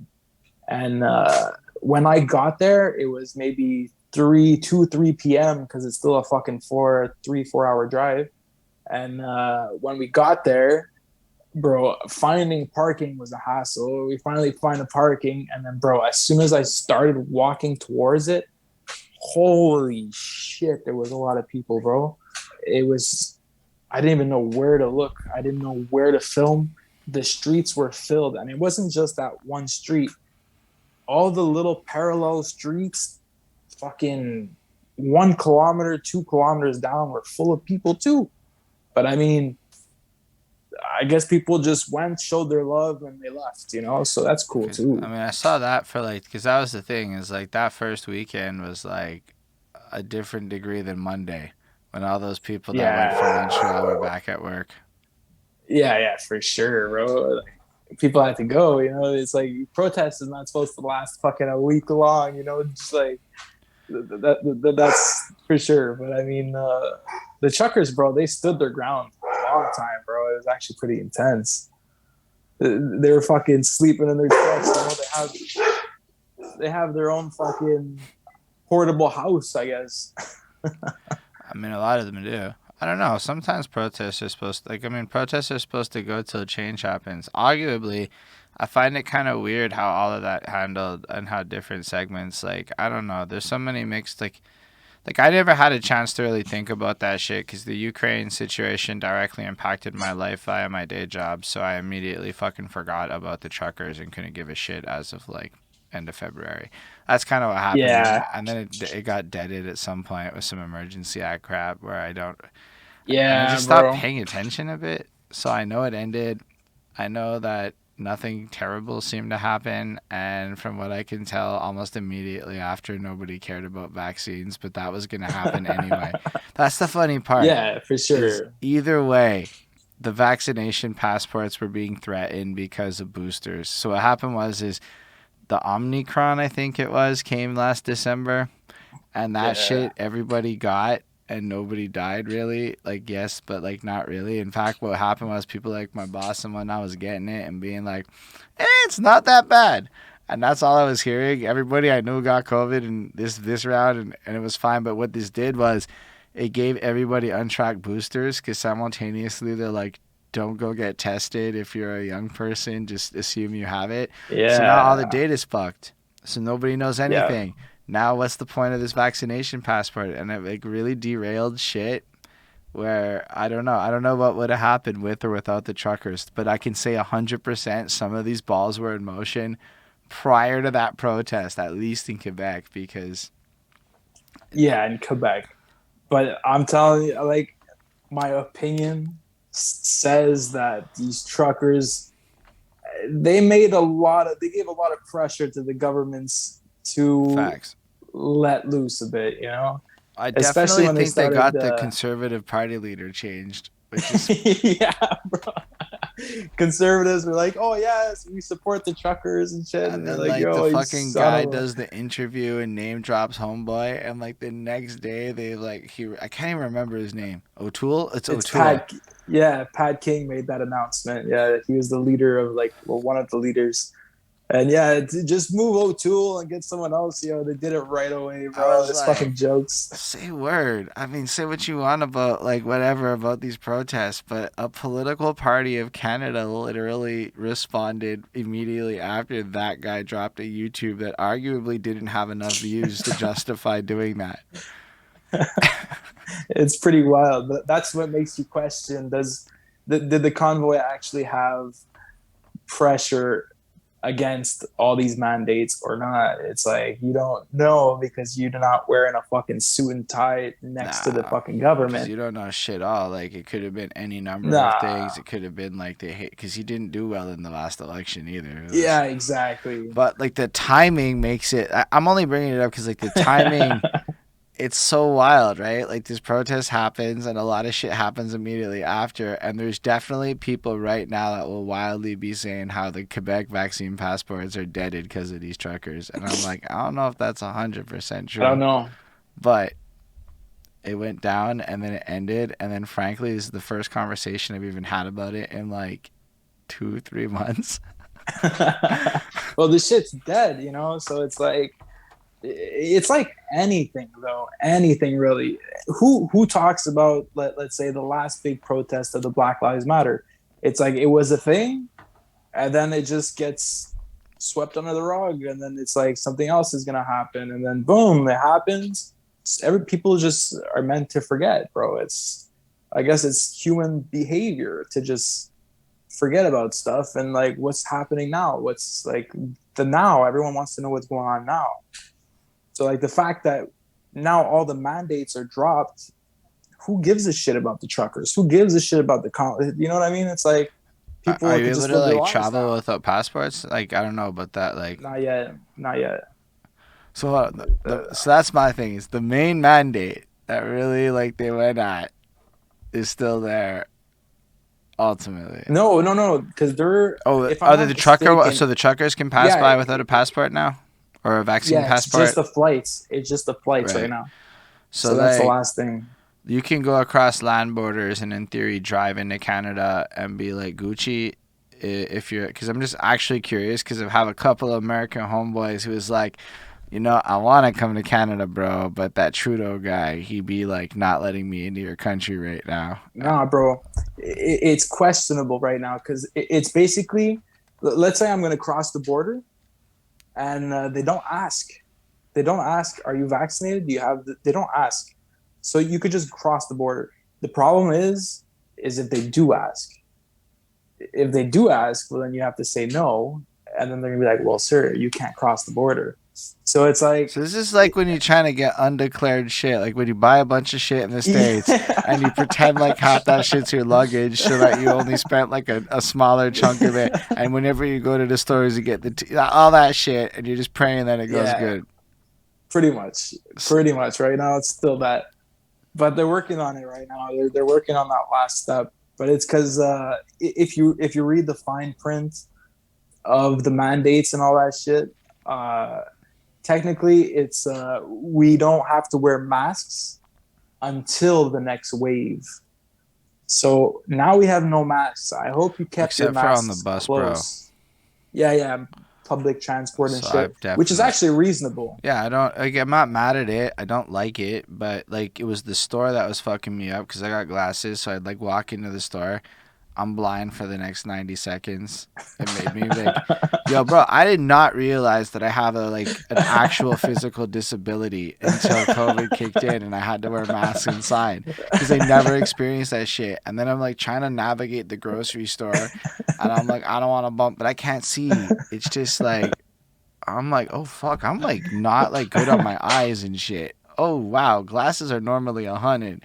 This did not work well for me, and I know you got masks that fit and whatever, whatever. But that first winter was miserable. Yeah, bro. Yeah, where I work, we gotta wear like these safety glasses all day, and I was like, "Yo, what the fuck?" I feel what you're saying, But yeah, but now we just go in and it's like, I I know. can see again. No, when I went to New York though, it was fire because Montreal had masks everywhere, and then New York is depending on your Yeah, neighborhood, and it was nice. It was like the Starbucks said, "Wear a mask if you want," and I said, yeah, which is okay. and I took off my mask. I was like, "Yeah, I haven't done this in so long. Oh my gosh, this is so cool." Well, I mean, like you look all around the surrounding places right now. You go into a store, and some people are still wearing the Yo, mask. props to that. And Yeah, what's wrong yo, with check that? it. There's even outfits in the future where the mask is gonna be littier. Yeah, I saw the matching mask with the. Oh, yo, I was like, "What the fuck, bro? Bro, I got a Shit's out mask of that goes hand." with a jacket. I'm just saying, like, it's not even bad. It doesn't fit right, but like, I still like it. Oh man, Nah, but but like, it's a choice. I like the choice, but yeah, I just like, yo, I would rather my government side on the air of caution in a pandemic than go full throttle. To be honest with you, because like, yeah, for sure. I read about them pandemics when 20% of the world died and shit, and that sounded fucked up. Yeah, the Spanish flu you're talking about. Yeah, that one, and then the one in the 1400s, which I think is a different flu, but like Yeah, it's similar, but similar. the difference between the Spanish flu though and the COVID is people were dropping dead in the streets, bro. But like People were legit. nobody knows about viruses, bro. I be playing that Yeah, game. yeah, Do you know yeah, that game on the phone where like you yeah, could get yeah, the yeah. virus? I was playing that shit for years since time, like Me too, bro. way before the pandemic made it cool to play that Yeah, game. yeah, And that shit had that virus mutation shit where all of a sudden yeah. some shit would happen. You just wipe out the whole world, And bro. usually it would be like when you're trying to infect people at a rate and not fuck shit up, and then a virus would happen, Yeah, and now you're killing people too fast, and you're like, oh man. So I've been playing that game forever, and then this pandemic kicks in, and I'm reading about history and shit, and I'm like, you know what? This sucks, but that sucks worse, and that's a big yeah, game. bro. But then like time went on, and it was okay, fine, okay, fine. Then we, Yeah, but like I said at the beginning, it's like I wouldn't support what Trump was doing. Let's say that Trump was just like yeah, turn everything back on, just fucking keep living. reckless. Like okay, we don't know what it is. That's fine, okay. But I mean, I don't know if you get the seasonal flu fucking vaccine every year. I do not. But again, I saw a bad thing happen. I saw a homeboy because everyone acts like nobody talked about this every year, and that was a big ass lie. Every year in the workplace, if you're in the workplace and the workplace offers the flu shot, there was the annual "Do you get the flu shot?" conversation. Upon which I've been on team nah, B. I never got the flu shot one time. I'm a gross motherfucker when I'm young, and I got like dirty shit got in my fucking immune system up. What? That's how we roll. I mean, now I'm cleanlier and I fucking probably might. But like I saw Homeboy in 2013's batch of Canadian influenza where they admitted there was a bad batch after. I saw Homeboy get influenza from that shit. Not like the flu like you and I know it. I'm saying he didn't come to work for 3 weeks, bro. And Yeah, then he came bro. back and told us about it. And I was never getting the flu shot after that shit, dude. I got scared. I was like, bro, I've watched Matt, and it's irrational. It doesn't fully make sense. There's no science to support my decision. But every time someone says the flu shot, I picture that man in his 3 weeks of missing work after joy. And he was the only guy in the whole of everybody who got it. But then you're like, bro, with my luck, I'm going to get that shot. Yeah, but I mean, like, in all, we're talking vaccines and all that shit. We're talking about masks. But I mean, we're not talking about food, bro. We're not talking about health. We're not talking about maintaining your fucking physique, bro. So I think that, honestly, if doctors, governments, all that bullshit was more pushing on what you should be doing to maintain health, it'd probably be a better world, bro. A better fucking, because your seasonal flu could become a fucking gastro. Your gastro could become something else, and then you could eventually die from the seasonal flu. Right. If you're eating you got the seasonal flu, you don't give a shit. You go to Krispy Kreme's, get a box of fucking donuts, and that's all you're eating all day. You're sitting in front of the fucking TV all day doing fuck all. I mean, it's not helping you right now, it's not helping you recover, bro. So, I mean, I saw pockets of people discussing health shit, but it wasn't really promoted in the media outside of go for a walk but keep a distance. Oh, but here's a curfew. Here's a curfew unless you have a dog. Yeah, bro, and you have to be a certain amount of distance from your house and shit. Yeah, that shit was jokes, bro. I swear to God, though, like, in that note of what you're saying, I basically learned how to work out at home. I'm not a gym person as it was. Me too. I, like, wake up in the morning and walk around my apartment, and I do, like, 4 kilometers in my apartment sometimes, depending on what I wake bro. up. And then I read books and shit. Because, I'm like, I got to get active. And then, I got virtual reality. Bro, that's some serious workout shit. Yeah. Then I got the Nintendo Switch Ring Fit, bro. I'm telling you, video games and working out, wonderful shit. But though, you end up learning all this at-home HIIT exercise shit, right? Because you can just go on YouTube and do HIIT exercises too. And wildly, it's not as glamorous as the gym, but like, it wildly works. Yeah, bro. It's just at some point you gotta choose. It's like, yeah, you're not going to the fancy gym, getting the fancy weights, the AC, the fucking huge mirrors to look at yourself fucking bicep curl and shit. But you're not going there to fucking show off. You're going there for yourself. I mean, whether you're at the gym, whether you're at your house, it should be the same fucking reason you're doing it. You know? That's why I got myself a little app. And it's a Keep Fit app, I guess. And I got my 20 to 30 minute workout every day, except for my rest days. And, bro, it's keeping that shit makes me feel better, bro. It makes me feel like I could actually get up in the morning and fucking get on my day, you know? I fucking swear, planks. I started doing planks this year. I'd never really focused on core strength in my life before. I didn't. Shit. I feel like an entirely new human. I don't know how else to put it. Like, I'd be like, it's like, like, and then you could like you get up easier. And now, like, when you squat, it's easier. And when you basically do everything in life, it's easier. And I'm like, wow. Your core strength.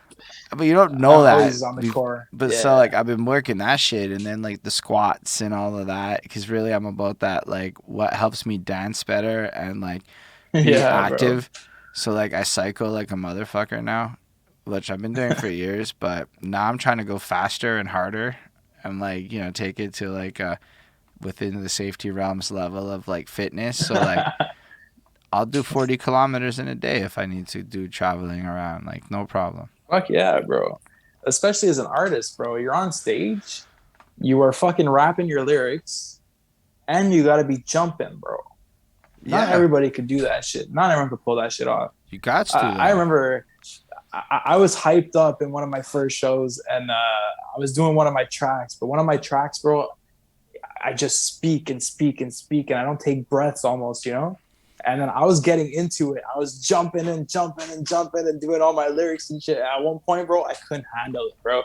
I was fucking out of breath, and I just stopped, bro. I just stopped singing, and I just started jumping up and going, "What up, Montreal?" Yeah, at least You know, I hit it. You handle that proper. But I mean, that's when it hit me, bro. And I was like, yo, I have to start fucking jogging. I have to get my cardio up. Yo, it's mad important. So like when I am cycling, I'll sing.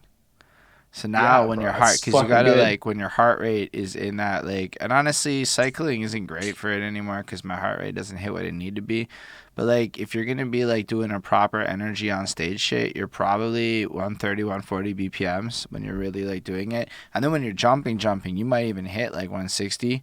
So now you need to Yeah, know bro. how to like use your whole voice at 160 BPM of your heart and It's still. hard, bro. And yo, you have to practice it. So like when I practice like lose weight, I have a part now where I run in place for a minute. But I practice with that run in place part now. Like I can't even practice the song without it because I need to know what it feels like and like really work it. So like there's a whole like physical element to like the working out. That's why everybody's in good shape when they perform for the most part. Because like Yeah, bro.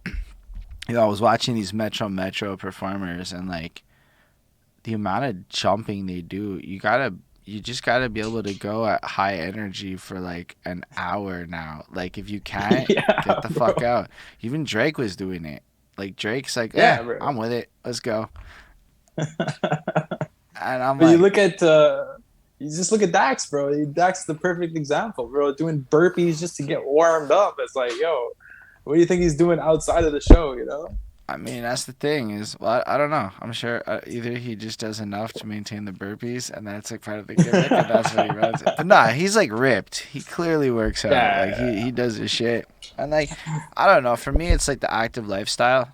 Like the more active you get, it creates this circuit. Because I use the Fitbit. It tells me how many calories I burn in a day, and Yeah. well, within its little Fitbit math, and then that's a score. As long as I keep that number motherfucking high, I'm Gucci. Yeah. It's true, though. Like it's calories in and out at the end of the day and some other shit, and then like you just move, and then the better shape you get into, the harder you go. I've been going to shows and dancing and shit, just going out on the weekend like I'm 21.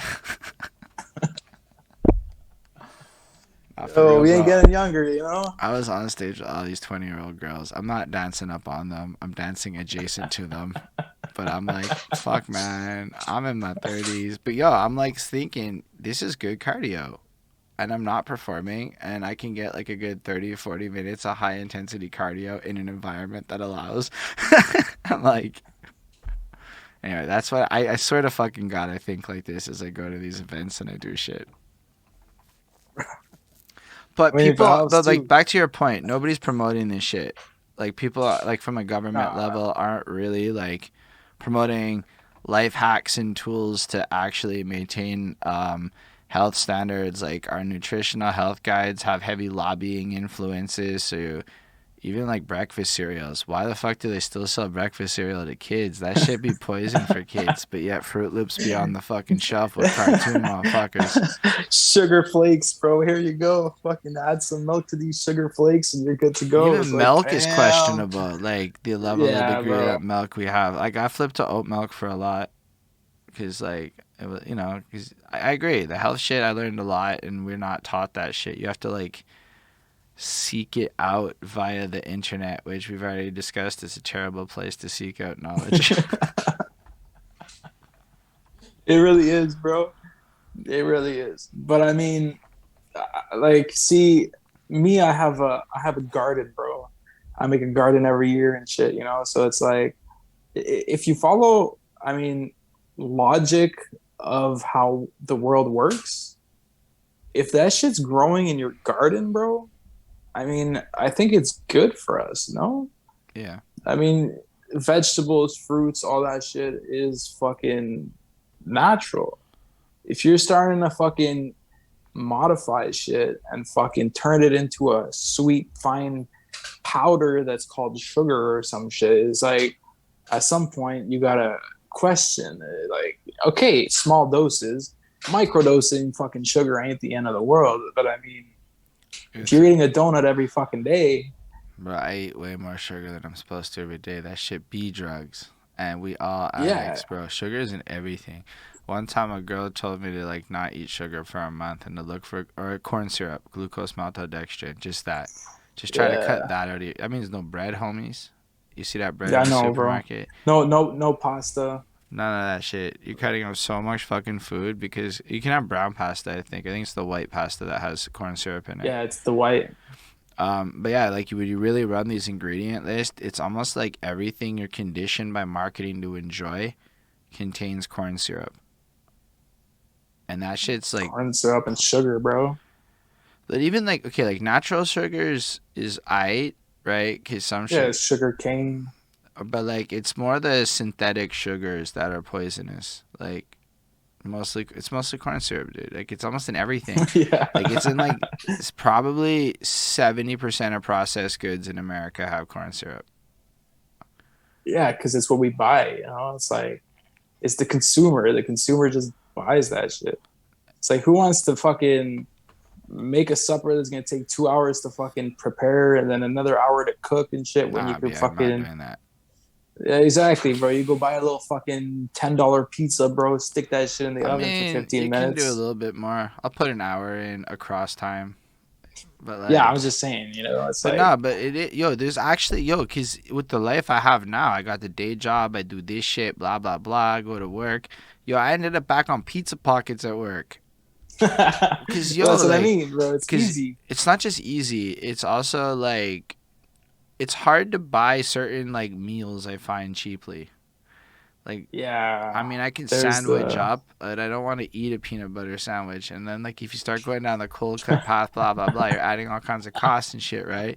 And now it's like, yeah, yo, bro. pizza pockets $1.80 for two pizza pockets. I'm down.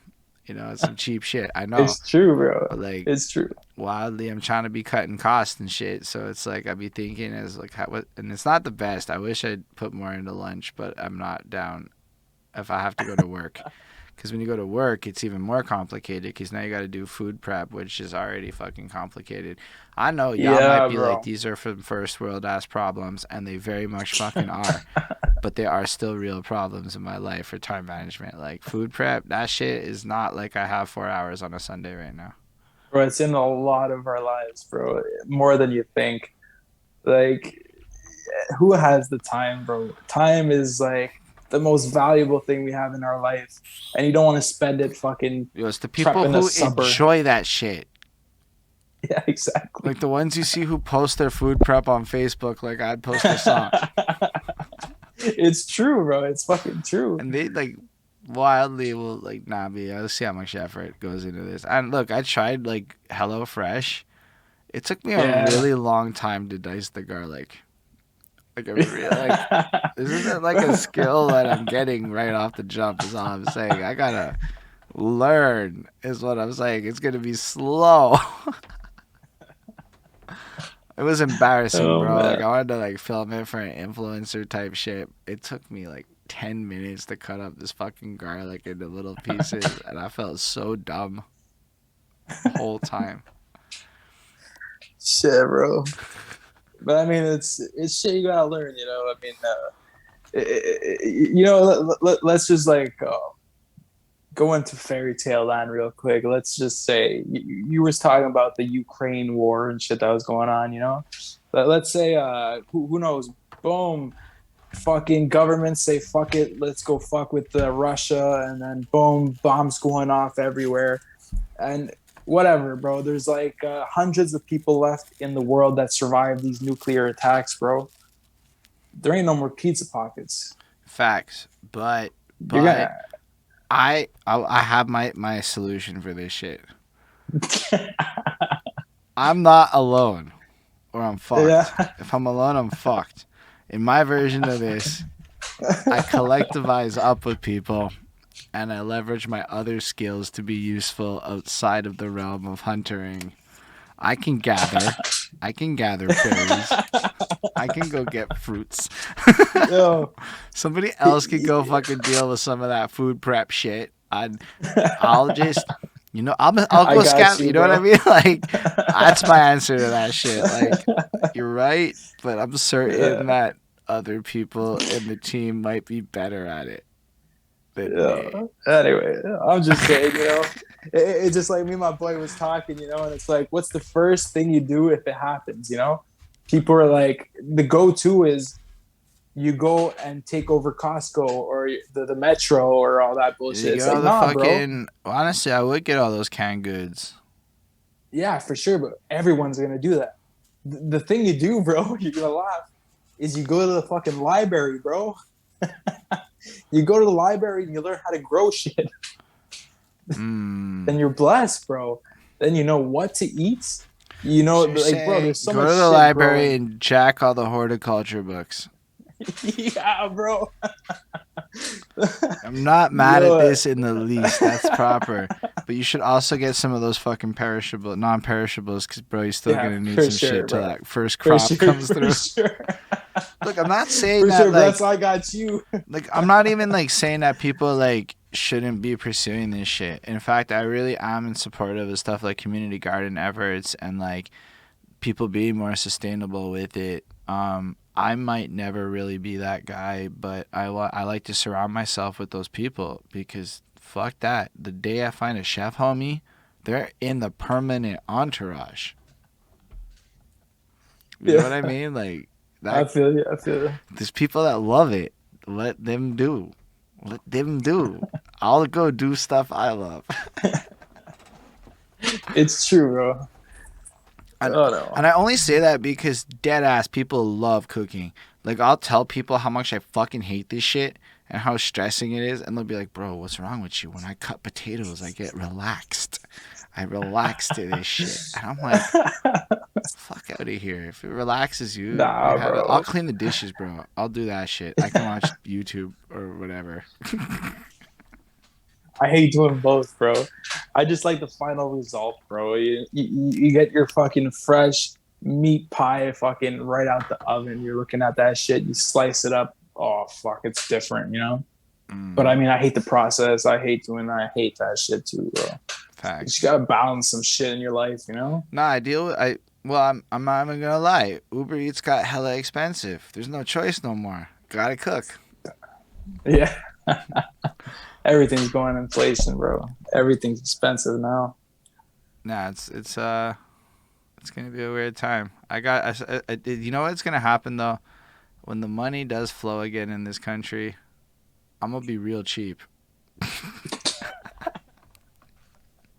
or at least my purchases will be well more thought out. Like, it'll look like I'm real cheap in a moment. Like, in the moment, bro, I'm gonna be like, nah. But then you'll see, like, I'll buy expensive for things than I ever could back when I was being more in the moment. Cause I'll be like, if you're not doing the Uber Eats at all, right? Like, you do it, let's say, once a month now. That's a lot of extra cash you end up having. So now at this point, I'm saving more than the inflation. So I have more liquidity in my life. And it's inspiring shit, bro. It's like, how can I create more wealth so I'm never broke again? I want to be NBA Holden, like, or whatever. Like, and the never broke Yeah. again people. Oh, bro. All it comes down to, you still gotta do what you love. That's why I'm still making music. Facts. I still got I have 3 tracks. My boy asked me, what's the hardest thing in making music? And I don't know if you're gonna agree with this, but it's the hardest thing in making music is having the confidence to drop your song, bro. It comes down to that. Me personally, I have dozens of tracks right now, ready to go, fucking mixed, mastered. Everything's done, bro. I almost know them by heart, and I'm never gonna drop them. I have no idea why, bro. I'll be honest with you. That is one thing I've never understood as an artist. I might need that problem more, is what they tell me, because I put out a lot of bad sounding stuff by conventional standards of bad. I just don't like. Sometimes It's good. I'll drop some shit on some reasons that have nothing to do with art. Okay, like it might just be like I have a fucking feeling or whatever, and that's enough for me, and then that's enough good. And then later on in life, I learn more about how bad that sounded when I listen to other shit, and I'm like, oh, maybe this wasn't the hottest look 9 years into my career. But But at it this, comes down, bro. You got consistency. yeah, You I'm not. know. But the thing is like I dropped a lot of music over the years. Like I don't even think my worst shit's bad at this point. Like I think it's like adequate, like on bare a cappella raw vocal performance alone. I don't think I'm gonna drop anything I think is trash.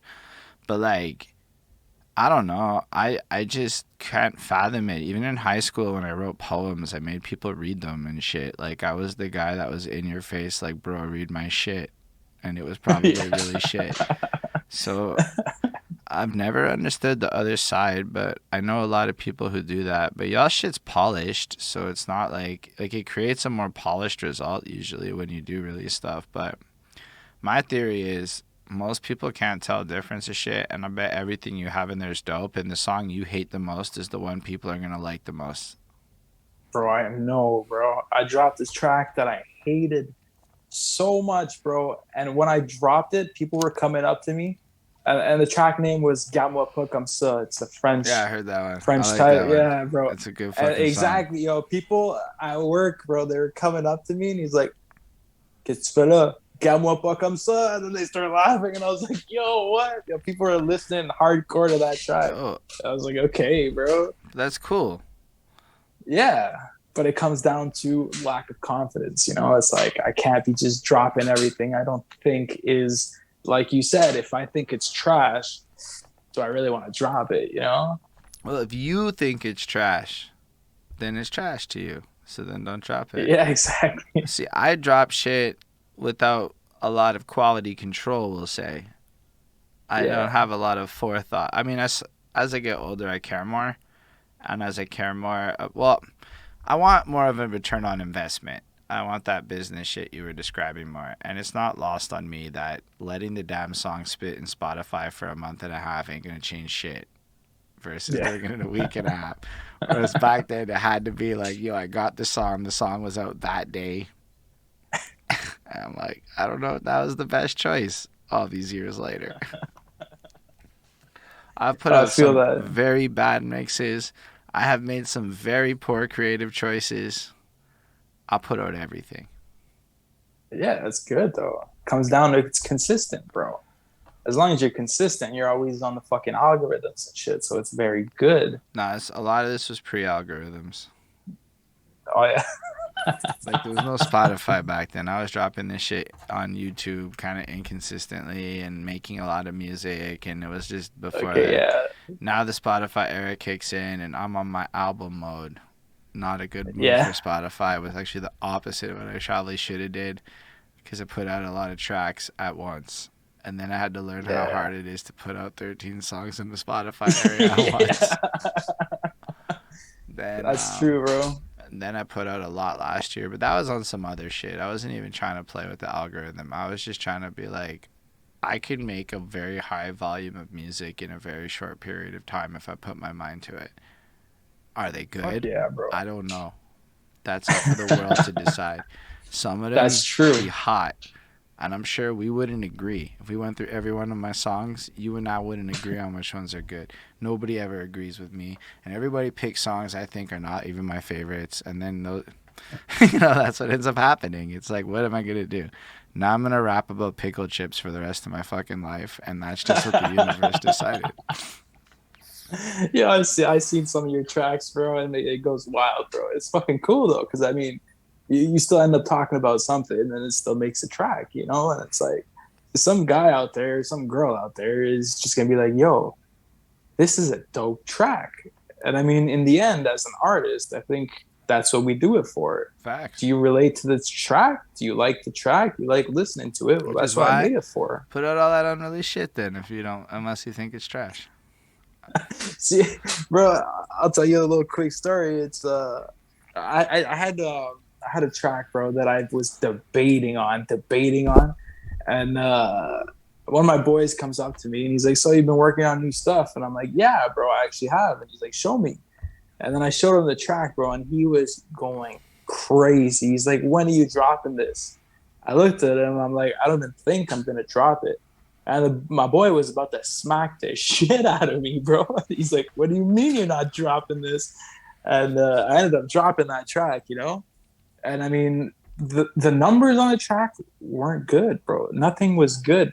It's a track I'm sure you haven't even heard of. It's Falling Down, you know.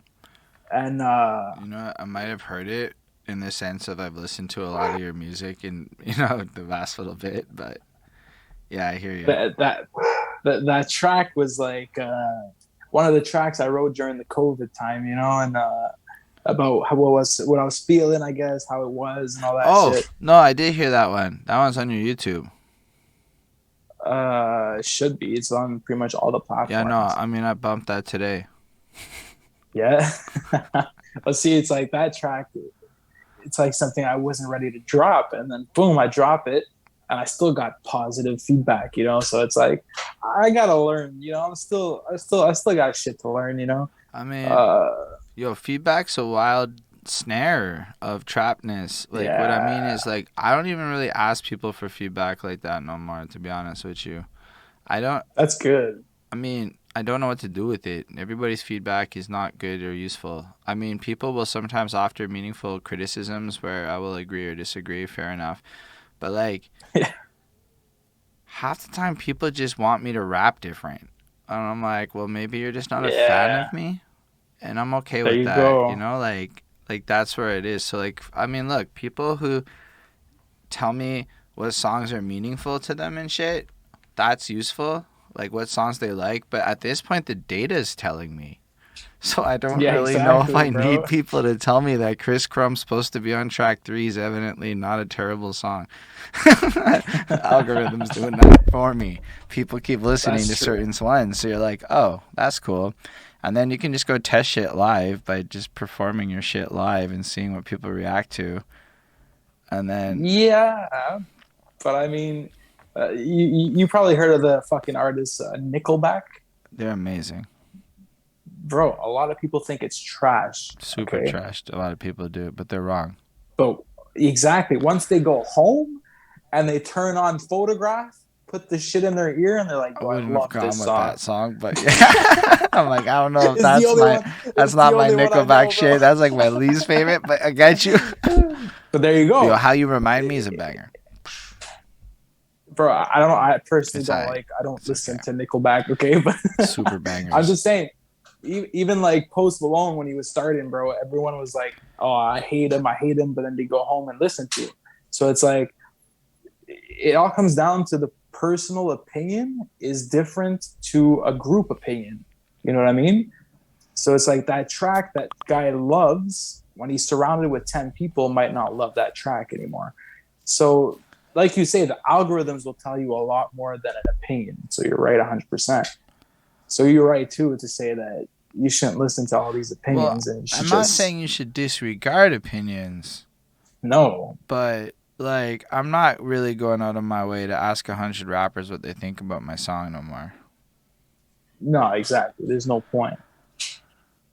And you think of it too, if people hate your track, most likely they're gonna show someone else that they hate it. And I'm okay with no that. no Feel free, people. Please exactly, tell people bro. you hate my shit. Yeah, bro. All publicity is good, bro. But nah, I mean, it's just like I don't know if it's a confidence thing or not. I just think people worry about the product and what people will think about it. And I spent a lot of time with people, and nobody in people ever cares about the things artists care about. No, I fucking know. So I'm like, maybe I don't have to. And then it was really hard. It was really hard to put out really badly make stuff at first. I didn't enjoy it. I felt like you guys feel. And then I would hear my shit next to other people's shit, and it's so glaringly poorly shit. But I got better, to be honest. I got a lot better Yeah. with volumes, at least, and recording, and I just upped my game so it doesn't sound as ass. And but even to that end, it's like, man, it's all about to me the live show now. because that's really the funnest part. And can I It perform this shit is. live, and can I connect with people? Because if you don't resonate with my music, fine. But if you go to my live show, you might resonate with my music. And then when you listen That's to it true, after, bro. you're going to hear that and have the memory of me whipping somebody in the head with a bag of pickle chips. And that shit, maybe you like the song more. I don't know. Maybe you don't. It's true, bro. It's fucking true. But it's been, I feel that, at the bro. very least, I'm having a hell of a lot more fun now that the live scene is open again. And it's changed my priorities again. And a lot of my music making is linked to my immediate priorities and what I care about. So now the live show matters. So everything I'm writing now, it's like, how's this gonna go live? How am I gonna perform this? Like, I don't even want BPMs less than 140. It's true, bro. I feel you 100%. Me too. I'm in the studio, bro, and I'm just thinking of how it's gonna sound live. And then I'm always telling the guy at the end of the like his shift, you know, it's like, bro, give me a show mix too. It gives you the show mix, and then I'm in the car and I'm like, bro, gotta do this, this, this. Hey, man, this is actually a live track. So then I put in the live track folder. Yeah, I don't know. It's fun. But yeah, do you have any like albums or anything that you're working on? Actually, I was listening, like I said, you know, I've been listening to a lot of producers and artists and shit, and they the what can I say, the logical way to get me the best consistency is to drop one track at a time. Like I said, I got a dozen of tracks, so I have an album almost ready right now. But I had dropped the I'm Done album about 2 years ago, and I get more for my money, I guess, when I drop one track at a time rather No, than that's drop the huge whole facts. album. It's, I mean, from like a numbers perspective and a focus perspective, yeah, makes a lot of sense. Because there's this track in my one of my favorite tracks from the album is called "Down for the Ride," and some people haven't even heard of it, and I'm like, bro, it's part of this album, and they're like, bro, I never heard of this, and I'm disappointed. You know, it's like, fuck, might as well just re-drop that track, but I can't do that. Obviously, it's already out there, but it's like that's why now I'm focusing always on one track, making sure everything's good, make a cover for it, do this, do that, then drop that one track. Boom. So then people hear that track and they hear it. Everyone hears it. And then I can go on to the next one. I'd rather do that than drop an album. I'm not big enough for an album, you know, that's my opinion, but I think I think I'm better off dropping a track at a time. Yo, from a business perspective, everything you're saying make mad sense. As an artist, I'm baffled. Yeah.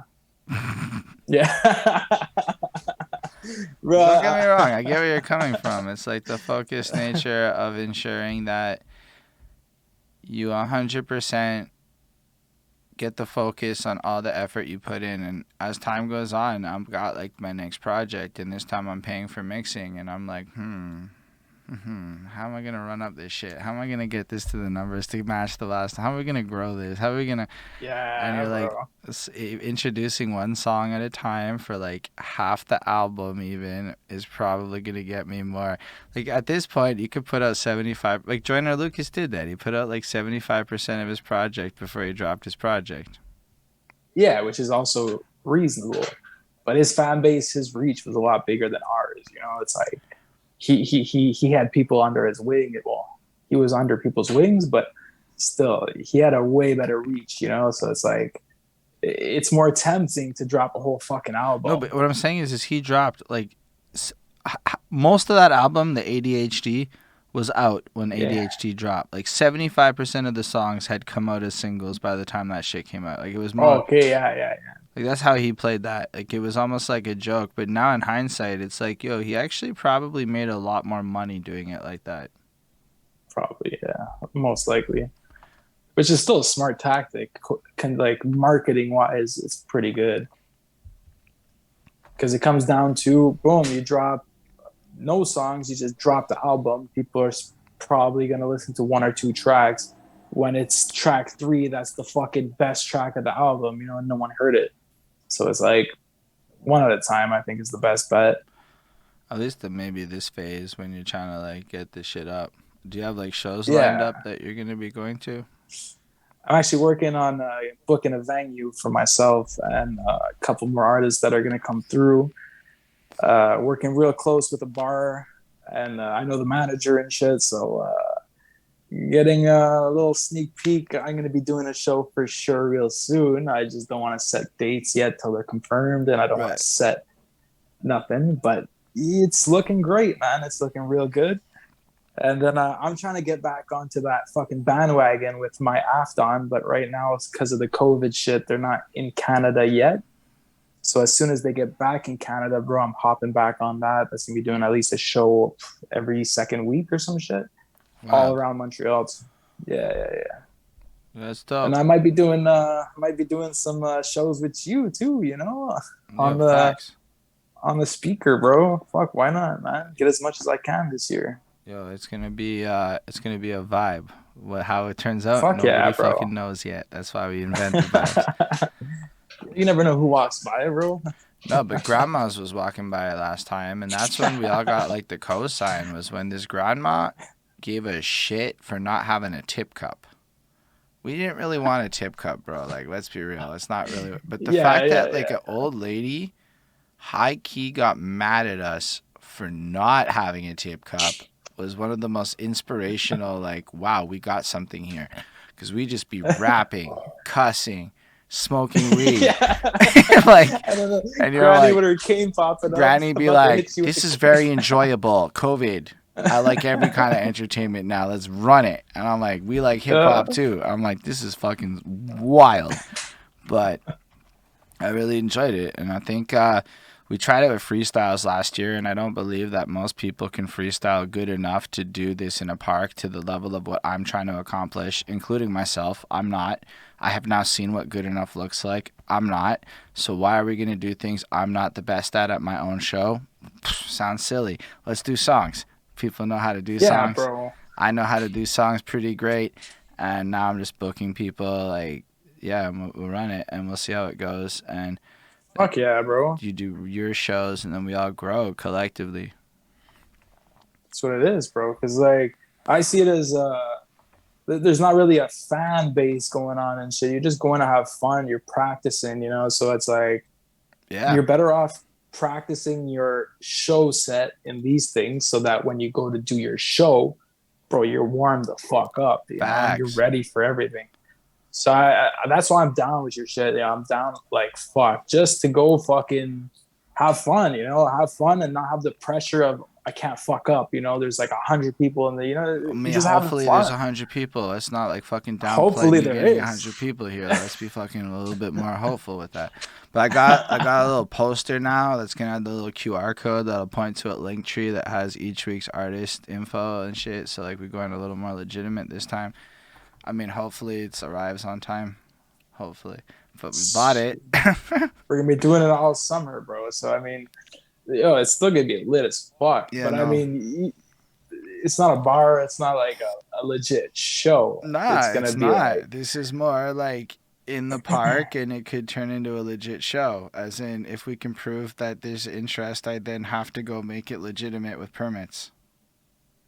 well, bro. I mean, we could anyway. We'll talk about this on another time. But I mean, bro, if we can make it big, bro, it'd be fucking dope. But it won't get big if it doesn't start small.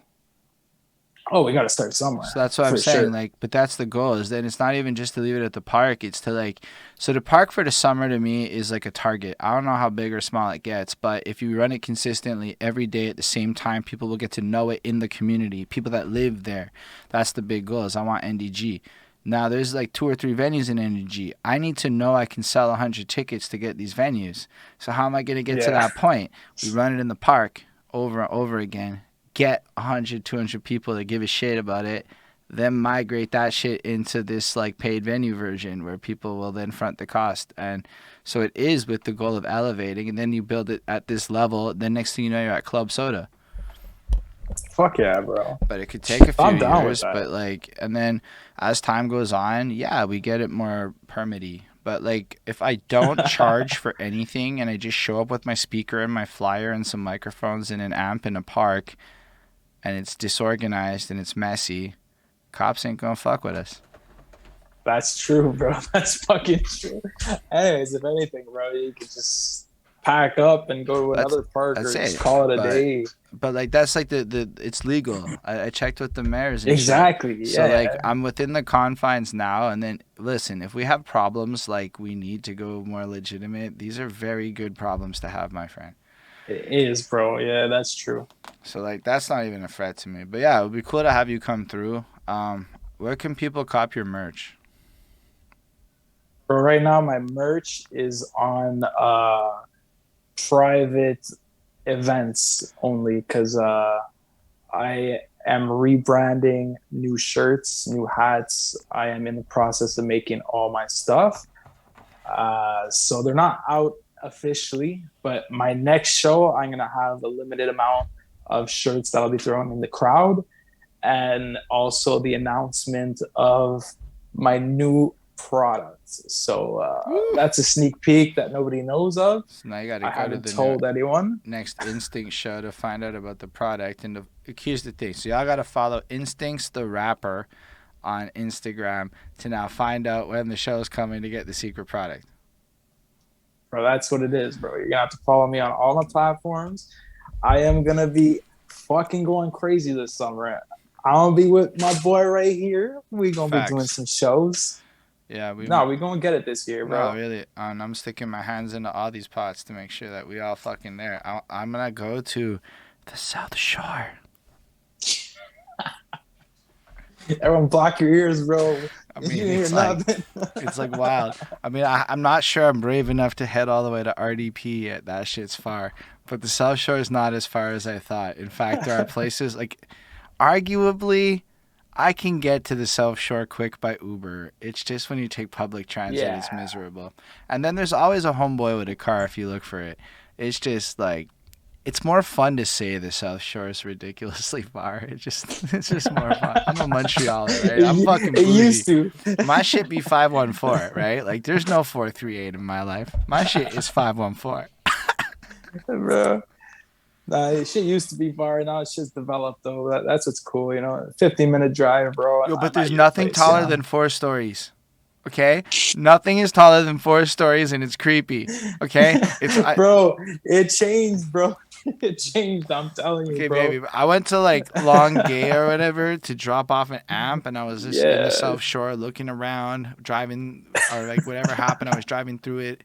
And, like, bro, everything's short compared to Montreal. It was really weird. It was like, and then I Googled it, and there was a city bylaw, and it capped everything at 4 stories. And I'm like, that's so weird. It's like Montreal, but no 20-something story buildings and shit. And I'm like, that's no, it's true. It's true. Super bizarre vibe. Bro, if you'd reach out where I live right now, bro, I live next to a fucking mountain, bro. Mountain is huge, you know, and we're living around the fucking mountain, bro. It's crazy. So the only fucking 20-story building is the mountain. Everything else is 2 stories, bro. I would like to go to where you are sometime, to be honest. That sounds pleasing. No, I mean, it's all fucking city shit. I be cycling through it, and I love it. But see, here's the thing. I go to the mountain for like a day and a half, and then I want to go back. But that day and a half exactly. Yeah, it was the same thing for me, though. I like the city, but after 2-3 days, bro, it's like, damn, I need my parking spot. I hate parallel parking and shit. I hear that. But yo, man, I appreciate you coming through and doing this. You're a very passionate, interesting fellow, and I really think you're like running this shit and taking it mad serious and whatnot. Fuck yeah, cool. Bro. And so y'all gotta like make sure to follow again Instinx the rapper at Instagram, and that's like the @ with Instinx the rapper, and that's the best. That's like getting him there. I just tell everybody Instagram because who cares about Facebook? And then from there, there's the link to the YouTube and shit, and you can find Instinx on Spotify, spell like that and whatnot. But yeah, so I tell everyone to go there and make sure to follow the dude and show love and whatnot. Like, yo, people really be trying to do things inside the city right now, and it's dope. Respect, bro. Respect. Do you have any like upcoming stuff you want to announce outside of that shit, or anything like last words for the peeps? Last thing I could say is, well, I'm gonna be dropping a track real soon. So if you all follow me on Instagram, for sure I'll be fucking dropping out little sneak peeks here and there. Worked really hard on this next track, so hope y'all gonna love it. I hope y'all support my music. Yeah, that's really dope. Lindell says he's gonna check you out, and Chris Chrome came through at one point before. So Respect, bro. Respect. honestly, man, I really like your energy, and I look forward to like seeing what comes from it in the future, man. I appreciate you a lot. I appreciate everybody that watched this with us. Y'all are wonderful in the various platforms you be at. And then I appreciate all of you that watch this in the future too, because you're wonderful as well. Like, comment, subscribe, all that good shit that you're supposed to do. And then, yeah, man, I really enjoyed the vibe of this. Anything that goes past 2 hours to me is like, you an interesting fellow with stuff to say. Damn, in 2 hours, bro. It's 2 hours 20 or so, bro, for real. Damn. So on that Shit note, flies, bro. everybody live long and prosper, everyone. I fucking swear every episode, man.